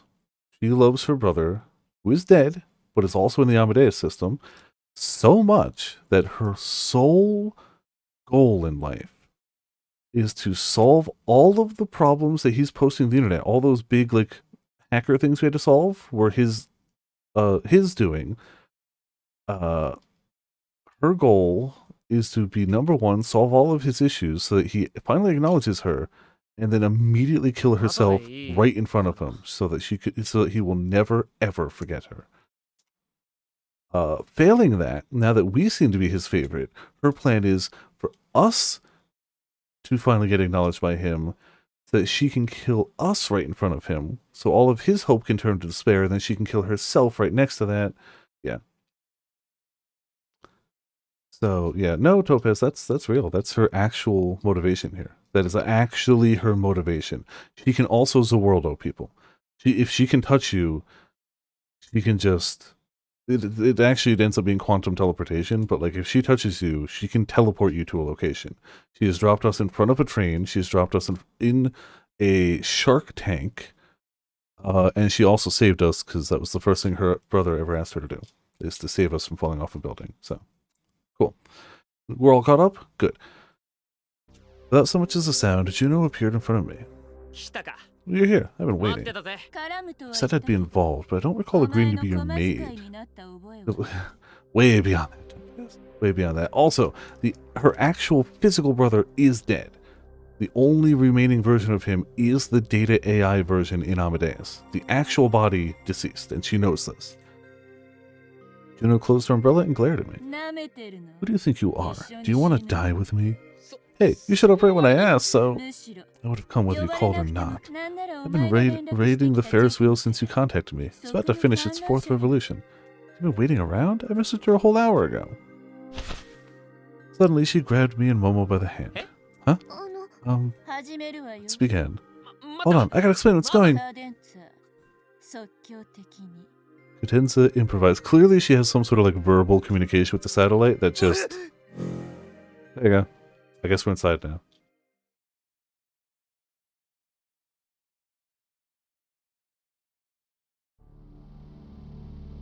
That sure is... Oh, hey, 4chan. Hey, Asuma Soga, are you seeing this? How does it feel to deceive the government in public and leech off our tax money?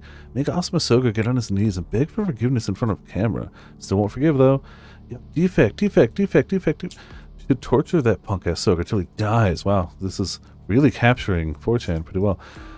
There's far less slurs here, actually, is the only thing that's missing from actual 4chan. I'm gonna record him cry and beg for mercy, then spread the vid all over the world, but the vibe's there. Let's go kidnap him. Meet in front of Guy Institution, 1 hour. 11 p.m. Master, Viral Master Yoshihashi, Gifu Black. That's it. Since yesterday, I've been quite the hot topic on news and social media. Oh, so this is from his point of view then. Okay. A witch hunt in 2038. Oh yeah. Also, we passed Christmas and we helped set up a police idol live show to help teach people cybersecurity on Christmas Day. That happened. That happened. And their hit single was some... I'm paraphrasing, but it was basically use uppercase, lowercase, and non-alphanumeric codes, characters in your password. That's your... That's true. His letter color does not match. It's red for the A, but green for his overlay. I was impressed that they managed to kick up such a fuss over such vague information. Or perhaps it's the vagueness of the information that led to it blowing up the way it has. Still working. This man was my assistant, one of the few I allowed to enter Gaia's control room. You should get some rest. Don't tell me what to do. Get out. You should avoid the internet for the time being. You're the one who told me to familiarize myself with the nature of this scandal. In hindsight, that was a mistake. I don't care about any of it. It doesn't affect me. Just get out. Ewan left in silence. Yeah, he's definitely got a look. He really liked getting in the way of my work, even this late in the day. He persisted. Who do you think he was? My handler? The media and the public alike were simply saying whatever made them sound righteous. It was all virtue signaling. Drama for the sake of drama. Welcome to news. And social media. And the internet. And yeah, none of it meant anything to me. Head of Earth Simulation Development. Just who is this 14-year-old boy? Antenna News. I read online that the boy lost his father to suicide. No doubt he has issues as a result. If you ask me, he should be taken to the experts and provided with the appropriate mental health care. You know what they're saying? Asuma Soga's old man offed himself because they found out he embezzled company funds and fired him. Title, Comfy Digest, The Soga Family. 12,000 comments. Publicly visible. You were all curious, and here it is. The deets on the Soga family. Please leave a comment. Let us know what you think. Topic requests are welcome. Jeez. Uploader, current stuff explained. Ah, of course. Even in the future, you have to have X explained channels. It did get 1,000 dislikes. They do have 130,000 subscribers. Wow, that's so lame. Wow. That really is exactly her laugh spelled out. It really is just yeah, isn't it? I already know. Give me a second. We gotta get that right. We haven't gotten one today, so yeah, I already know. There we go.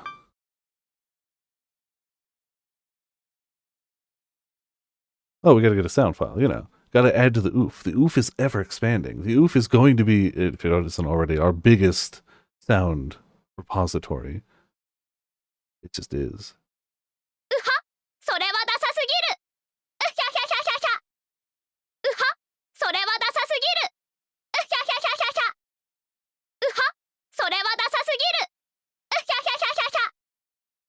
There you go. Perfect. I'll add that tomorrow. Set it back. I wish there's no reason they would ever let me set up like preset things for this, but I wish they did because it would make captioning this way easier. But there's no reason a visual novel would add that functionality to swap between two sets of settings. There's no reason anyone but me would want that. She's ass out and laugh. Andre Flash. Apto for if you had Asuma Soga public execution when yeah, just stuff. Soga rabbit hole is dark, man. Just chatting. Comments 2,000. Description: Soga's Asuma Soga. Please subscribe. What's this kid's mom's up to anyway? Pretty weird. There's no info about her. Am I right? Want to hear my guess? I think I'm on the right track. She's out having a good time with other guys. Yeah, I'm sure you, dude, clearly filming in front of, like, you know, their dorm room wall has the right of it here. I mean, her 14-year-old son's locked up and being forced to work for a government agency. Doesn't she give a shit? No way. What should I think of? She could be some government worker's side hoe. Bet she's riding some dude right now while the kid's getting canceled. Oh man, everyone in this story is a piece of shit. The entire Soga family is garbage. Especially the mom. Bitch is going straight to hell. Wow. Yeah, so we know that if his mom dies, he's going to become a tragedy that will herald in the end of the world. We don't know exactly how or why. We just know we have to protect his mom. That's our mission. I thought myself had thrown my mug at the floor. The warm milk inside spilled out. Piece of shit. All these people were online. I could find out where they lived in minutes. How would they like it if I clapped back and doxed them? Intruder. The sound was an alarm that triggered when unauthorized persons the premises. What is Graham doing? Yes, stop Wesker Jr. from becoming Wesker Sr. On a biblically, like, we're literally talking Book of Revelation stuff here, on a biblical level, yes. I pulled up all the building's security feeds. I couldn't see them anywhere. I cycled through the cameras. I couldn't find the intruders anywhere. In that case, I isolated the location where the sensors were tripped, then checked the nearest cameras nearby. I rewound the recording. Everything seemed normal for a while. There was a split second of people. That sounds, really funny out of context, but, like, it makes sense. Hmm? 2 of the 3 were people I'd seen several times this past month. Paul and Takaoka and Lucia. I watched them for a moment. Then walking out of frame, the 3 just disappeared where they were standing. Had this footage been doctored? No, forgery would be more convincing. There was no sign someone had tampered with the recording either. I looked for other security feeds that showed them. Found one right away. The previous camera and the one were nowhere near each other. They were about 200 meters apart. It's a direct path between them, but still. Somehow they'd moved between these points in under a second. And not just once or twice either. They were moving like this over and over. It didn't look like they were going to some specific place. It was like their jumping was completely random. It's almost like they were teleporting. What were they after? Gaia? Whatever it was, I didn't want them wandering around the facility doing as they pleased. They were pissing me off. But I couldn't use Gaia to predict their actions either. For starters, Lucia didn't even exist inside the Earth simulator. And then there was Paul and Takaoka. Every now and again, this guy did some weird stuff that messed with my projections. It happened during the hunt for Lucia and Nakano. Whenever he showed up since Gaia's predictions were thrown into disarray. The 2 of them were a real pain. What could I do about them? Following my intuition, I pulled up the details of the places where they'd appeared. This facility housed a quantum computer, so it was designed to identify and analyze any quantum fluctuations that might hinder the QCDC. I checked the data and found numbers way higher than usual. So that's what it is. It means I can predict where they'll go next.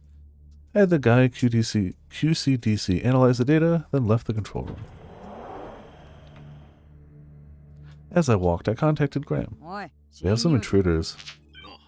I know, but I'm unable to pinpoint the location. We're searching for them now. People paid for it. I'll send you their location later, so do your job. They were so useless. Still, quantum teleportation then. It's quite fascinating. What would I do? The thought piqued my curiosity. I opened up Gaia and ran a simple experiment. Not a recreation of reality or anything, but a simulation that showed how things would look like with unrealistic parameters. I tried creating a means of connecting 2 points in space-time that were unimaginably distant from each other. A wormhole, basically. Then I ran a simulation. This method felt like cheating, given how utterly divorced from reality it was. Following the simulation, the spaces surrounding the wormholes began rapidly collapsing. They were too unstable to maintain the wormhole. It's no wonder, of course. I'd basically warped space-time. But perhaps I could further stabilize the wormhole by adjusting some other parameters. This was a game I played with Gaia from time to time.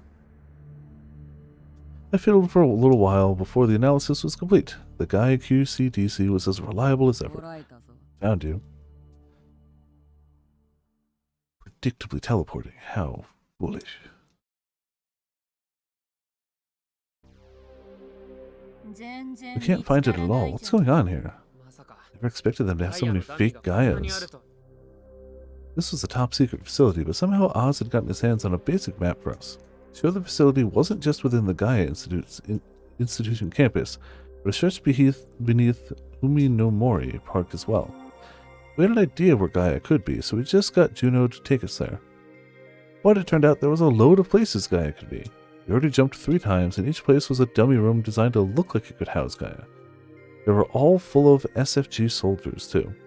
If we hadn't called on Juno to get us in, we'd have been caught immediately. Very wary of intruders here. Gaia could predict the future with insane accuracy, so it was way worse than any weapon known to man. All the security measures were probably to keep it safe in the event of terrorist attacks and stuff. But thanks to those measures, we hadn't come across Gaia yet. We needed to find Gaia to get to Asuma. 役立て You're useless. You should stop taking a break after every jump. The longer we hang around, the more I feel like the army is suddenly going to catch us. 無制限に You thought I could jump around an indefinite number of times? Of course I can't. それができて If I could do that, there'd be no risk of you taking Kent away from me. I wasn't even trying to steal Kent, damn it. 休憩が必要 You なん need で to すか rest? はあ Just who do you think you 何無 are? 邪気に聞いてきてんの Opposition parties demand response 答えるわけ from ないでしょ Minister この of 小 Defense 娘が Tsunahara regarding top secret Earth simulator development. Do you have a few screws loose or something? I'm not answering to a dumb little girl like you. I'm sorry. そんな言い方ないだろ That was uncalled for. Also, if anyone here has screws loose, it is not Momo. 慣れ慣れし Stop く acting す like る we're なと friends. You should be thankful that I'm helping you at all. Well, she didn't deny that she needed a break. Excuse me. Was it something to do with the satellite system she used? 次よ We're going. Give me the coordinates. 黒瀬 Cross, send them over. 共有する Staring now. Right now, we had no choice but to check every possible 行くわ place. よ Let's go. In just a moment, and in total silence, the surroundings changed. It made me feel a nausea like VR sickness. My brain couldn't keep up. Headaches, dizziness, nausea, fatigue, and other negative effects of VR. There are multiple causes, but one of them is thought to be the discrepancy between what the body sees and what it feels, making it akin to the motion sickness some feel while in moving vehicles. Mama put her hand up to her head. She didn't look too good. Just as I predicted. I spun around to where the voice was coming from and saw Asuma. He was waiting for us? なんだ Look at that. He came to you instead. That saves you some time. Anyway, good luck. Huh? Soon I began walking away, clearly ready to leave. You're running away? I believe I mentioned that I'm no maid of yours. Did I not? I will be killing you sometime down the line. And if you fail to meet Kent's expectations, I'll kill you even sooner. So I'd be dead either way? Does this psycho think of anyone but herself? No. Well, Ken. I didn't even feel like going after her anymore. Even if I did, she'd just escape on her own. So I didn't spare her a second glance either. She was glaring at us. We had nowhere to run. At least we'd managed to meet him, though. That was a plus. It meant we'd cleared the first stage. Ah, yes, good save. How much worse? Oh, yeah. 条件を言えよ Tell me what you want, intruders. We're not your enemy. 勝手に入って Odd to hear that from someone who just broke into this facility. 説明させてください Teleported in. We didn't break anything. Let us explain. 蘇我アスマ Asuma Soga, your mother's life is in danger. What? We didn't know if it was going to be an accident or someone was coming to kill her. But if his mom died, Asuma himself would somehow become the church's calamity. And this calamity would bring ruin to the world as it hurtled towards its end. We explained that to him as briefly as possible. それは大 Well, 変だね that's worrying. No kidding. なんて言う Is that what you thought I'd say? そんな I'm オカルト surprised you 話 believe all that occult nonsense. Ever heard of facts? Logic? Speaking such nonsense is tantamount to wasting my time. I have no reason to believe you. If anything, you're the ones I should be most skeptical of. Shit, he wasn't buying it at all. 世界を You need to save the world. Takeda 3301, Kent Korehisha is doing whatever he can to ensure that happens. He told us to protect your mother. At the very least, please let us keep watch over you until tomorrow. 嫌だね No. 危機はもう目の Danger 前 is まで real. 迫っ You てる have to work with us here, please. そもそもお前らが FYI, my mother's completely safe. I don't need your help with that. Get out. アスマ 気安くな Did I say you could address me by name? おいまずいぞ Hey, this is bad. Yeah, thanks. おっさん I'm kind of busy right now. 聞け Listen, 防衛省 the Ministry of Defense made their move. The Minister himself issued an order to the SFG. えれ Order to do what? 外機関を Seize the 制 Guy 圧せよ Institution. そこはすぐに This is about to 戦場 turn にな into る a ぞ battlefield, kid. Well, crapzilla. Not good. Ah, アスマ、今どこ Asuma, where are you now?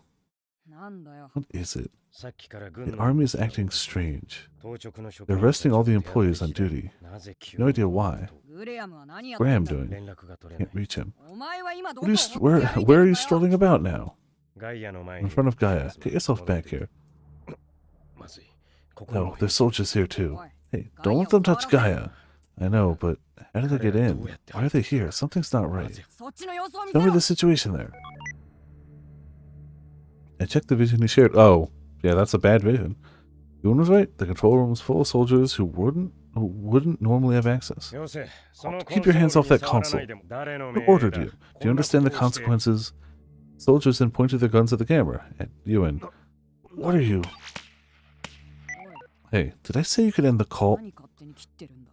Oh, Asuma, you sweet summer child. Well, no, you kind of evil child, but, you know, 返事しろよ。 say something. Yuan, 一体 what's going on?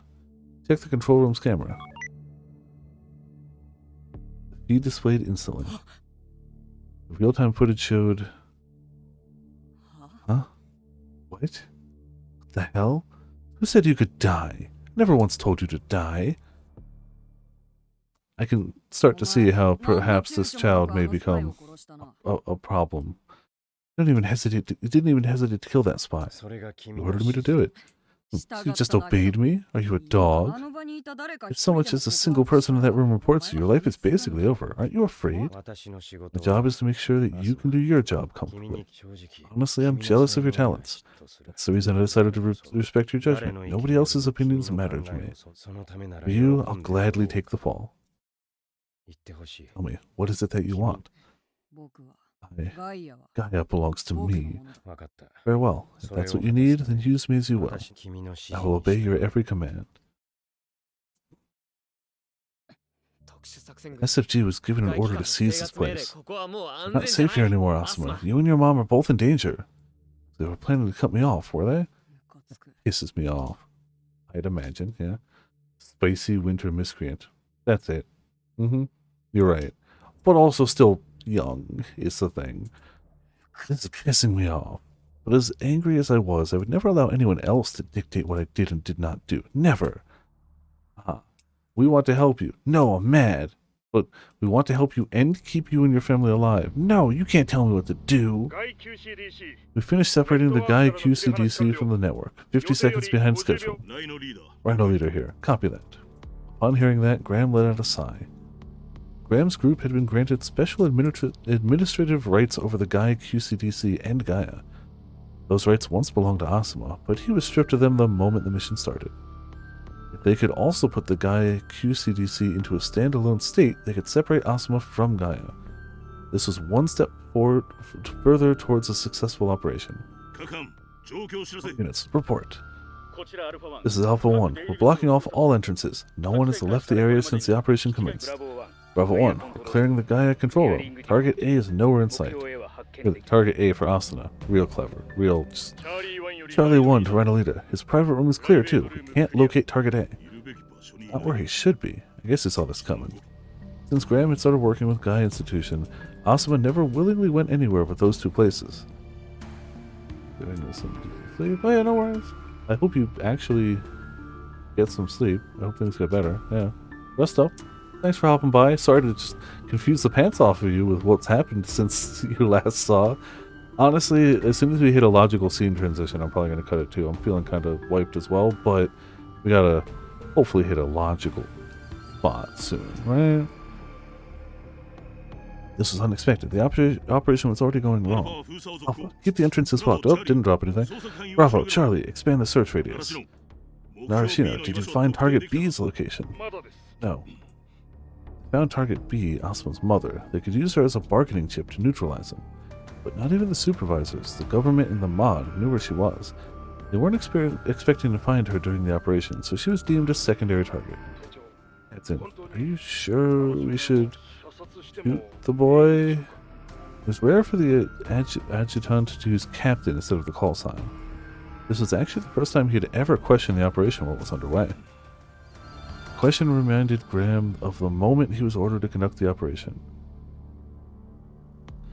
Now, so this week's going to be a whole lot better. Hell yeah, that's good news. And that definitely starts with getting a good rest. Absolutely.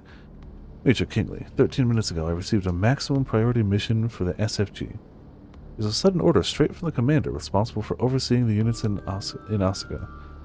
Based in around Narashino and the institution, Graham's squad was almost entirely autonomous. Rare for the commander to contact them. 命令を伝える Here are your orders. 政府と The government, the mod, and the Central Readiness Force HQ have noticed that Asuma Soga is trying to appropriate the Gai QCDC and Gaia. They consider his actions tantamount to an act of treason against the state. Secure Asuma Soga immediately. Additionally, whether he's dead or alive is not relevant. Repeat, secure Asuma Soga immediately. Whether he's dead or alive is not relevant. That is all. Our job is to carry out our orders. That was the answer Graham managed to wring from himself. Roger that. The adjutant had more to say, but he chose to remain quiet and end the call. With the government elites are trying to pin all the blame on a single kid. His words were laced with bitterness. He knew full well that his feelings were at odds with what he'd just said to the adjutant. Asuma was a cocky child who saw soldiers as pawns beneath him. And Graham didn't like him as a person either. And I didn't like these hiccups. But despite all that, Asuma was still a 14-year-old boy. Nobody could maintain their composure after being told to kill a child. But even so, soldiers had to follow orders, didn't they? You know what? We'll call that the good stopping point. 外級 CDC をスタンドアローンにしたな。調子に乗りやがって。グレアムのくせに。we have Rubik's Cube in front of us. Perfect. There's music here. Wait. Are you sure? Are you positive? Are you sure that there's music here right now? No. I'll forget to turn it on next time if I leave it off, and we all know that's the case. We absolutely know. Yeah. Damn. Stuff be happening. They don't even cover how the Vatican just raised someone from the dead as a zombie. That's just not even talked about. And the other guy didn't really have a superpower as much as he just had access to a supercomputer Earth simulator. So, like, everything's fine. And I'm sure Arcana has no powerful superpower that's going to mess us up in any way. Everything's fine. The world's going to end in like 2 weeks. It might end sooner, you know. Normal stuff. Normal stuff. Your average day. But we know Krisu's around and hates the guy because he's annoying that we're working with. So that's something. No. Get ourselves a monster. Equal. Hey, this one. And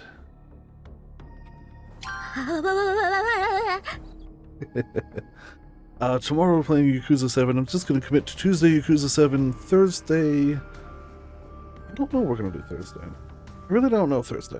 Friday we'll do Monster Hunter. Saturday we're going to do some Eureka Orthos as long as people are still good for it. If they're not, that's always okay. Like, I'm just saying tentatively for that.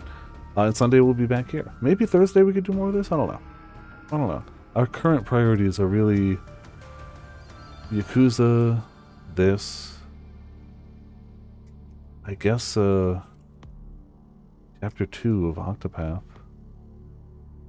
That's really our big priorities right now, right? In terms of finishing stuff up.